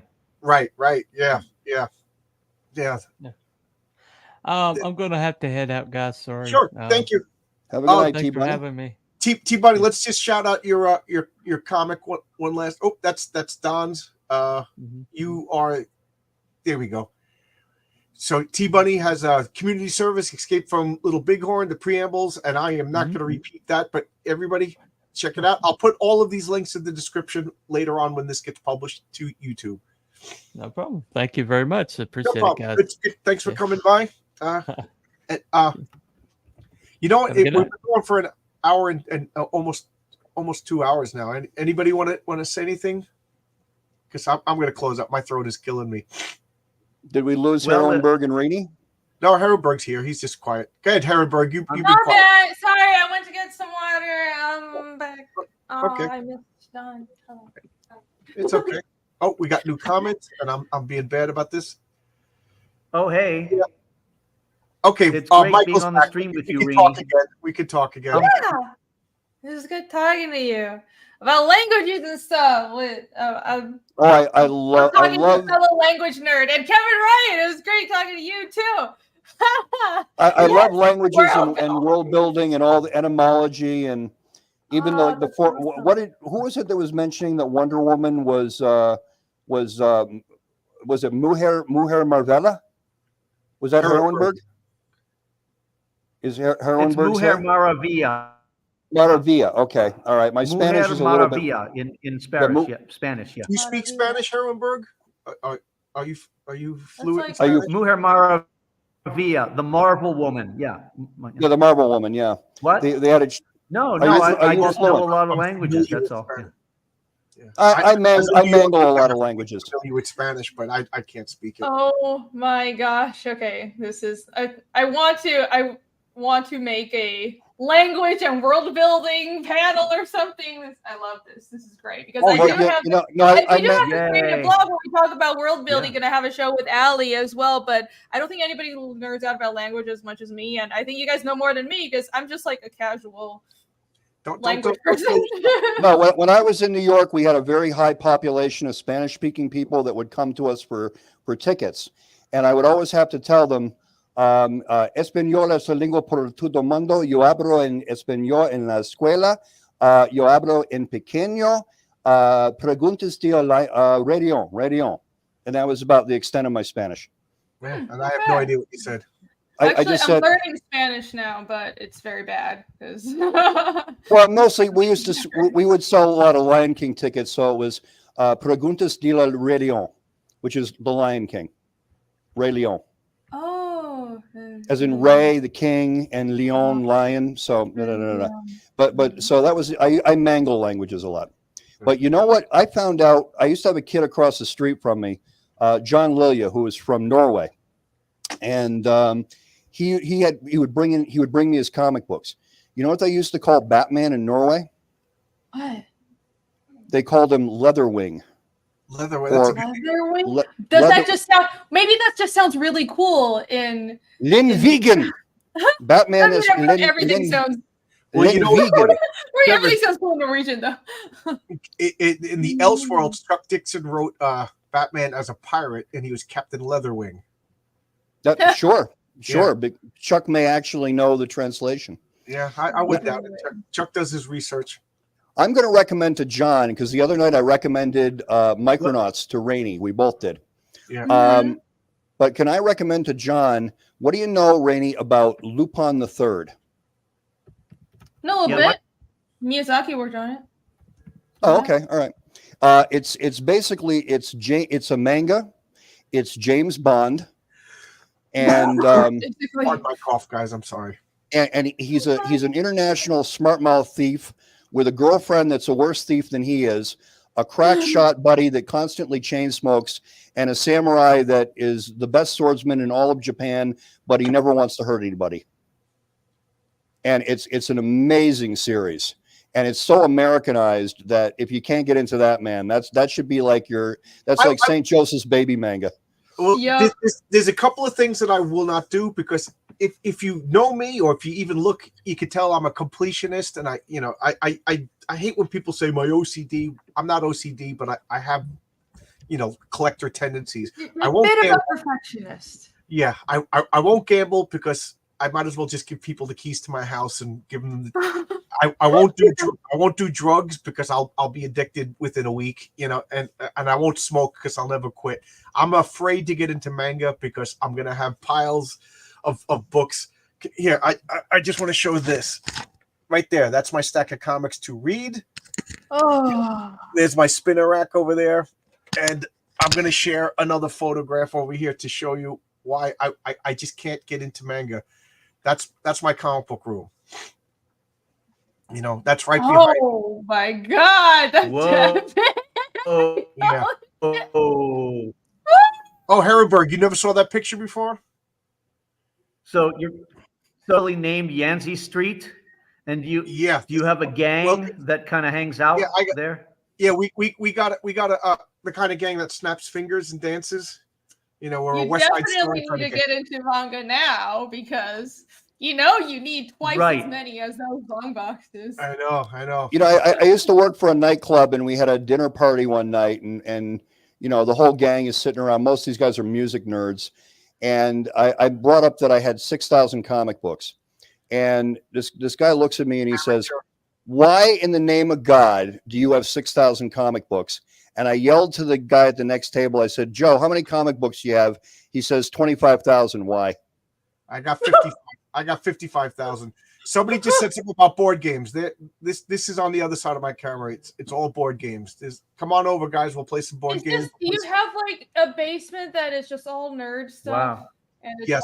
it's just, oh my We got to God. visit your basement, I'm John. so jealous. Yeah, I'm you so guys. jealous. Yeah. That's Okay. Do you see this blue column right here? And you have like little drink holders too. Yeah, I had this table custom built to be like it lifts up and there's felt underneath it. So you know for the board game, so everything. Do you see this yellow column and you see the blue column? And drink holders. You got drink holders. And that globe opens up and there's liquor in there. I got Oh my popcorn. God. I got a flat screen TV and a popcorn machine down here. You know, Hey, John, you know what you need now? You're missing one thing. what's that? You're missing the head of Shakespeare that flips back and you turn a switch and the wall opens. Yeah, but I do have this. Wait a minute. What's he got? You know what that? You know what that is, Rini? No, what's that? That's the bat phone from the That's the bat 1966 phone. I gotta get Batman a show. cake holder That to. wasn't that wasn't what it looked like. It's That's so at the bat. funny. No, that's the hotline. That's the hotline. Oh God! That's the hotline. Now, how many comic collectors, John, of our vintage, You probably recognize this, huh? I do. What is that? That's the file of Galadriel. Oh, okay, yep. The light. I'll tell you what. I would say 90% of the guys, me and John's age, perfect, got started watching the Batman 1966 show, and every episode, the phone would ring, and the butler would come in and hand Batman the phone, and go, "It's the commissioner." Yeah, and he would say it's right, and he would say it's the commissioner, and Batman would get on the phone and say, "Hello, commissioner. What? The Joker is on the loose? We'll be right there." And he would flip back ahead of Shakespeare and flip a switch, and the bookcase would open, and they would jump on the bat poles and go down to the cave every show. I got a lot of stupid stuff, you know. The Eye of That's Agamotto. not stupid stuff. That's the Eye of Agamotto. Yeah. And did they always use the right poles? Because there was one pole labeled. There was one pole labeled Batman and one pole labeled Robin. So did they always use the correct poles every time? Did they always? were down there? Do you know the answer to that, Heroenberg? I'm serious, because now it's going to drive me nuts. Did they always use now the he right has to pole? go and watch all the episodes. I to don't know. see. I'm asking you because their poles were labeled. Oh yeah, of course, everything was labeled. You got to watch all the episodes to see if they messed up once or twice. Oh no! Every once in a while, I catch something like I just realized that Batman wore his utility belt upside down, and all the pouches opened down toward his legs. Yeah, I get that nerdy. I'm very smart. Do I you asked have the a picture question, of that nobody answered. table? Do you see this You said gold open- column? And do you see this blue column? Over here, I have a red column. So can anybody tell me why I have a gold column, a blue column, and a red column? I know. I know you know, so be quiet. When I painted it, my friends came down and they couldn't figure out why I have a blue column, a gold column. Oh, when Batman is covered in blood and he just smears it full of blood. Ryan's gonna bust a blood vessel. We'll ask Heroin. There's two possible reasons. Is it a trinity of heroes like a DC Trinity? Nope. Kevin, Two- go ahead before you die. Okay. Mother Robin? the first reason could be that because the 3 colors of uniforms on Star Trek are red, That's gold, the and reason. blue. The second reason could be is that 4-color printing uses red, yellow, blue, and black. No, but it's Star Trek. It's the 3 color. I actually went and got to the I went to the website and found out the actual colors, and then I went down to Home Depot and got the colors so I could paint the columns. Star Trek, nerdy. Oh, Star Trek, one of the best shows ever in the history of anything. So, the original Trek. Oh, you got it right. Star Trek. Yeah. Is the full leather bound Berserk? I don't have Berserk. Rainey just showed up Berserk. Is that the leather bound? Yeah, you need to sell us Berserk. You were about to sell us Berserk, and we got rolling. What is my Berserk collection is right next to me. My wife is sending me And messages that say nerd. I have Vinland Saga on the other side of my desk. You guys can't see it from here, but anyways. How much Berserk? I keep hearing about Berserk. What is it? Berserk is remember when I was talking about the different types of manga? Berserk is a seinen series, and it is a fantasy seinen. Seinen, again, is manga for adults, targeted at adult males, and it is very well known because it is my age. It came out in '89, the same year I was born, and unfortunately the creator passed. I mean, I'm not that young, but that's the year I started. Unfortunately, the creator passed, but it is an epic high fantasy about a swordsman dressed in all black named Guts, who is battling with both inner and outer demons and on a journey of vengeance to avenge himself and his woman against his best friend, who has gained godly powers, and that's all I'll say. It's very well done. It's not wrapped up yet, unfortunately. The creator passed, I think, like 2 years ago, but he has, because manga are created by a team, his assistants know the ending and they're finishing it for him because he was very close to finishing it. Oh, okay. Yeah, people always tell me that's the one that I would like. Yeah, I mean, I think, well, here's the thing. I don't think a lot of manga fans know how to recommend manga to people that come from American comics, because you can't just recommend what manga fans like. You have to be careful and ask, what kind of American comics do you like? Are you purely superhero? What do you prefer? Berserk is one that I think a Western audience could get into, because it's basically set in fantasy Europe, and the art style doesn't have like almost any of the cutesy stuff that I think is really off-putting for a lot of Americans. And it's also for an adult audience, because a lot of manga, Americans think it's off-putting because it's all cutesy and it's all weird and it's slapstick and zany because it's for kids, and they don't realize it's for kids, but not all manga is like that. Another one I would highly recommend is Vinland Saga. It's a historical fantasy that's set in ancient Scandinavia, so it goes all over the places. It goes between like Iceland and Norway and Denmark and all kinds of things, but it follows a warrior's son who is also on a journey for vengeance, but there's a twist to his story, and there's a lot of like historical characters. If you're really into like Old Norse history and all that stuff, then you'll love that series. And it's also realistic art style, very well drawn. I have a bunch of others. I can come to me for recommendations. It's funny because those are the two that people recommend, the Vinland Saga. Those are the ones that I think people that come from are used to reading American comics, and specifically action-based American comics. You guys would be able to get into that the most. I would also recommend Vagabond, even though Vagabond is also beautifully drawn, very realistic art. It gets kind of slow sometimes. I think Vagabond is also really good. The problem is the creator decided to just like stop drawing it. So, which is like annoying. It's like, I have trauma from like Song of Ice and Fire. That series is never going to finish, and I hate it when creators just give up on series. But anyways, what's completed of Vagabond is beautiful. The other one I think I recommend is My Hero Academia. That's good. That's basically, even though that is shonen, that is targeted at a younger audience, but I would say it is. What you mentioned the word shonen a few times. What is shonen? Shonen just means young boy. Seinen means adult.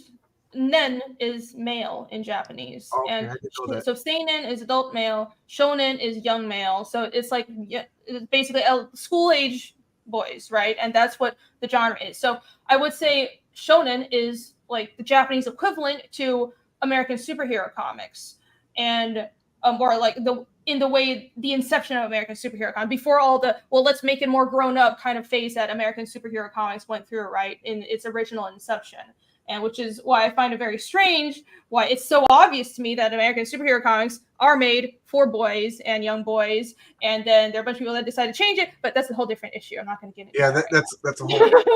You know what? Good is good. Good stories are good stories. If it's a good story, it should appeal on some level. People have to get over the reluctance where they look at something and they go, "Oh, that's for little kids." No, it's probably more like, if it's good, you don't get it. Like we grew up on Bugs Bunny cartoons. I can't watch the cartoon Transylvania 6500 without pissing myself. Yeah, it's so funny. And basically Bugs Bunny's trying to find his way somewhere, and he takes a wrong turn at Albuquerque and winds up in Dracula's castle. Yeah, and it's so. You'll be singing the song for weeks if you do watch that one. La di da. Abracapocus, hocus cadabra. Oh my God! I'm a big fan of all ages comics, all ages literature. Like my wife and I, we actually met over a discussion of Harry Potter, and one of the things, somebody dismissed Harry Potter by saying, "Oh, it's just children's literature," and I said, "Well, yeah. But what's wrong with children's literature? The Wizard of Oz is children's literature. The Chronicles of Narnia is children's literature. The Hobbit was children's literature. I wouldn't say the Lord of the Rings is children's, but these are stories that are with us and will be with us in 100 years. I don't know how old the Wizard of Oz is, but it's got to be close to 100 years, or Peter Pan. Oh, the Wizard of Oz is probably 1906. Yeah. So wow. You know what I mean? So dismissing something as children's literature just tells me that you really not I don't want to be mean that you don't know what you're talking about, but I think if, because you could read Harry Potter and you could just take Boy Wizard, whatever, go and troll, but you could read it later on as an adult, and you could see how, like, the politics, the politicians are manipulating him and they're lying to him, and then you see how the media is manipulating, and I think it explains to children, like, disinformation and how politics and politicians. I think it's very important stuff. You could read all ages comics. Like I said this a million times, those Chris Claremont X-Men, I read them as a kid. And then I see the Hellfire Club, and like, oh yeah, they messed with Jean Grey's mind and did mental. And then when you read it as an adult, you're like, what they did to Jean Grey was worse than I ever imagined. And this, I can't believe this got through in children's comics. Are you talking about X-Men 137? I'm just talking about what the Hellfire Club. First off, what the Hellfire Club is in the historical. It was a sex kink fetish place, and what they did to Jean Grey was more than just project illusions into her brain. It was dark and scary. And this, in an all ages comic, that Mastermind, going all the way back to X-Men 4, is a world class fucking creep. Yeah, he's one of the. Why do you think Emma Frost looks like that? Right? Why? Yeah. And I. This is a complete tangent, but this is why when I see Emma Frost as a good guy now, I'm just like, she was trafficking children and selling them, like, to the highest bidder when she was leading the Hellions. This is, she is a, how do you say your name, Ghislaine Maxwell? You know what I mean? Of the comic book world, right? She's never going to be a good guy in my eyes, and wow. Oh God! Now you brought up the Wizard of Oz. I read all those books as a kid. There's about 26 of them, I think. I read like 5 or 6 of them. The best one. You ever read the Tin Woodman? I don't. He meets up with a tin soldier, and you find out how he was created. Now, he was chopped. He was chopped to pieces. Are you familiar with the character Tin Woodsman? Yeah, Rainey. Oh, I thought you were. Okay, the Tin Woodsman in the original movie. He's a man made out of tin who's looking for his heart because he's missing his heart. Oh, okay. I saw the movie, but like in Chinese. Right. Okay, that's all right. That's all right. Oh my God, I saw that movie 100 times. That film. I could sing if I only had a brain in my sleep. So in the book, they run into a tin soldier, and they find out that the Tin Woodsman and the tin soldier were both in love with a Munchkin girl who worked for the witch's sister. And so she enchanted the axe and the sword that this tin soldier had, so that every time they used it, it would cut off a limb. And so they both went to a tinsmith, and because Ozma, the queen, the fairy queen of Oz, had ruled that nothing would ever die in Oz, and they had a magic salve from the witch Mombi. They made tin arms and legs, and they grafted pieces onto the woodsman and the soldier until they literally became creatures of metal. And then they took the remaining pieces of both of them and built a composite man that the Munchkin girl married. Yeah. And that's the actual. Horrifying. But the kicker is he wasn't in love with her anymore because he didn't have a heart. Right, he was missing his heart. It's a horrible story, and then they're singing and dancing down the street in the movie, you know. Oh, and because I don't want to spoil it, but the whole book, the Tin Woodsman, spoil a 100-year-old book. The Tin Woodsman. Well, Rainey's never read it. The Tin Woodsman the Tin Woodsman is traveling with a young boy named Woot, and at the end, the Emerald City, which is under the control of the Scarecrow, gets attacked by General Ginger and the army of cream puff women. I swear to God. Yeah. And so, in order to repel the invasion of the cream puff women, Glinda shows up and decides that they have to restore Woot to his original form, which is Ozma the Fairy Queen. Yeah. So they have, and he says, "I'm a 12-year-old boy. I'm not turning into a woman." And they're like, "Yes, you are." Yeah. Boom. And there he goes. And now because he's restored, Ozma is restored to the throne. They're able to repel the invasion. The Oz books are just fucking weird. There's a good comic series by Sean. Oh, why can't I think of his name? But he does 6-issue series of the Oz books. They're really good, really good. But guys, I don't mean to. This is great, but I can't keep my eyes open anymore. I'm used to waking up at 4 a.m. So oh dear. Okay. I know. We achieved the conversation that stayed on topic for 2 hours. Amazing. Yeah, I can't believe myself considering my throat is killing me. But so thank you guys. I want to say thanks for John for coming and T Bunny and Hojo and Rainey. Thank you, Heroenberg. Tell us about you got a comic and tell us about what you do. I just realized we never let anybody know exactly what it is you do. Heroenberg? Oh, I produce a live action television show, and I like to tell people that it's the only independently produced superhero live action show in North America. In other words, it's the only one not attached to a streaming service, right? And I also make a comic book that's attached to the show. What's the show you make? If anybody wants to see us live, I'll be in Columbus on Sunday with Arctica. And also Marvin from The Edge. You know Marvin, right, John?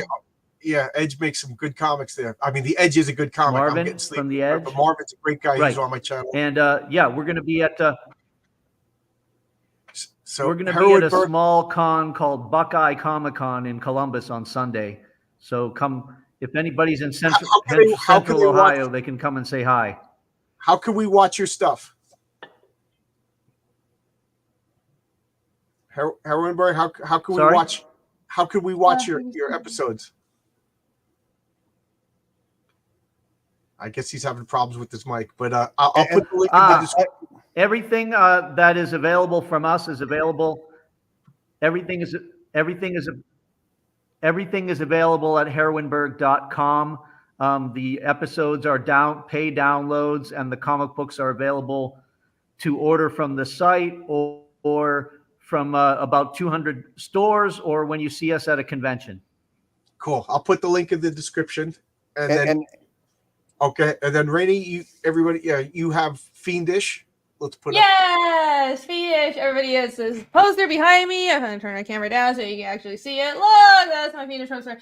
Fiendish Chapter 2.5 is still live. You can find it on funmycomic.com or just go to fiendishcomic.com. I have the campaign mirrored over there. 2.5 is the first standalone one-shot to the Fiendish series. I'm sure you guys are going to love it. Please go check it out. Thank you for having me. I know we're going to love it. I love the first 2 issues. I'm big fan of Heroenberg.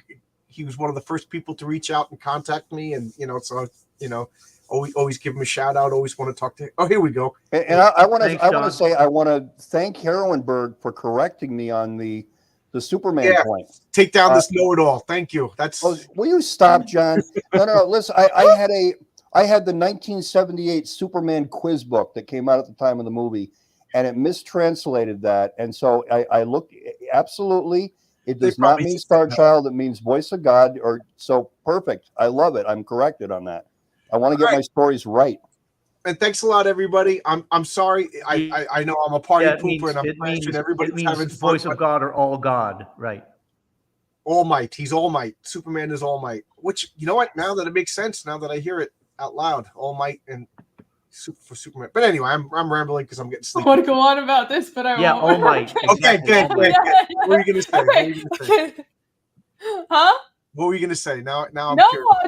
I was just gonna mention. Well, I wonder if he actually looked into that and thought and named All Might after Kal-El, because you know how My Hero Academia is super influenced by superheroes, obviously. Probably. Okay. All right. We'll have more conversations. I got it's very possible. Yes. But thanks a lot, everybody. Thanks a lot. The origins of the superheroes is a 2-hour show unto itself. Oh, I just want to. I want to sell something to myself. This Sunday at 10 o'clock on this channel, I'm gonna make diagrams, and I'm gonna talk about the world building of my comic, Heroic Tales. So it's just gonna be me by myself for an hour talking about my world building with really crude, poorly drawn illustrations by myself. So thanks a lot, everybody. Thanks a lot for showing up. This was a blast, and I'm sorry I can't keep my eyes open. I'm trying. But thanks a lot. Bye-bye, everyone. Have a good night.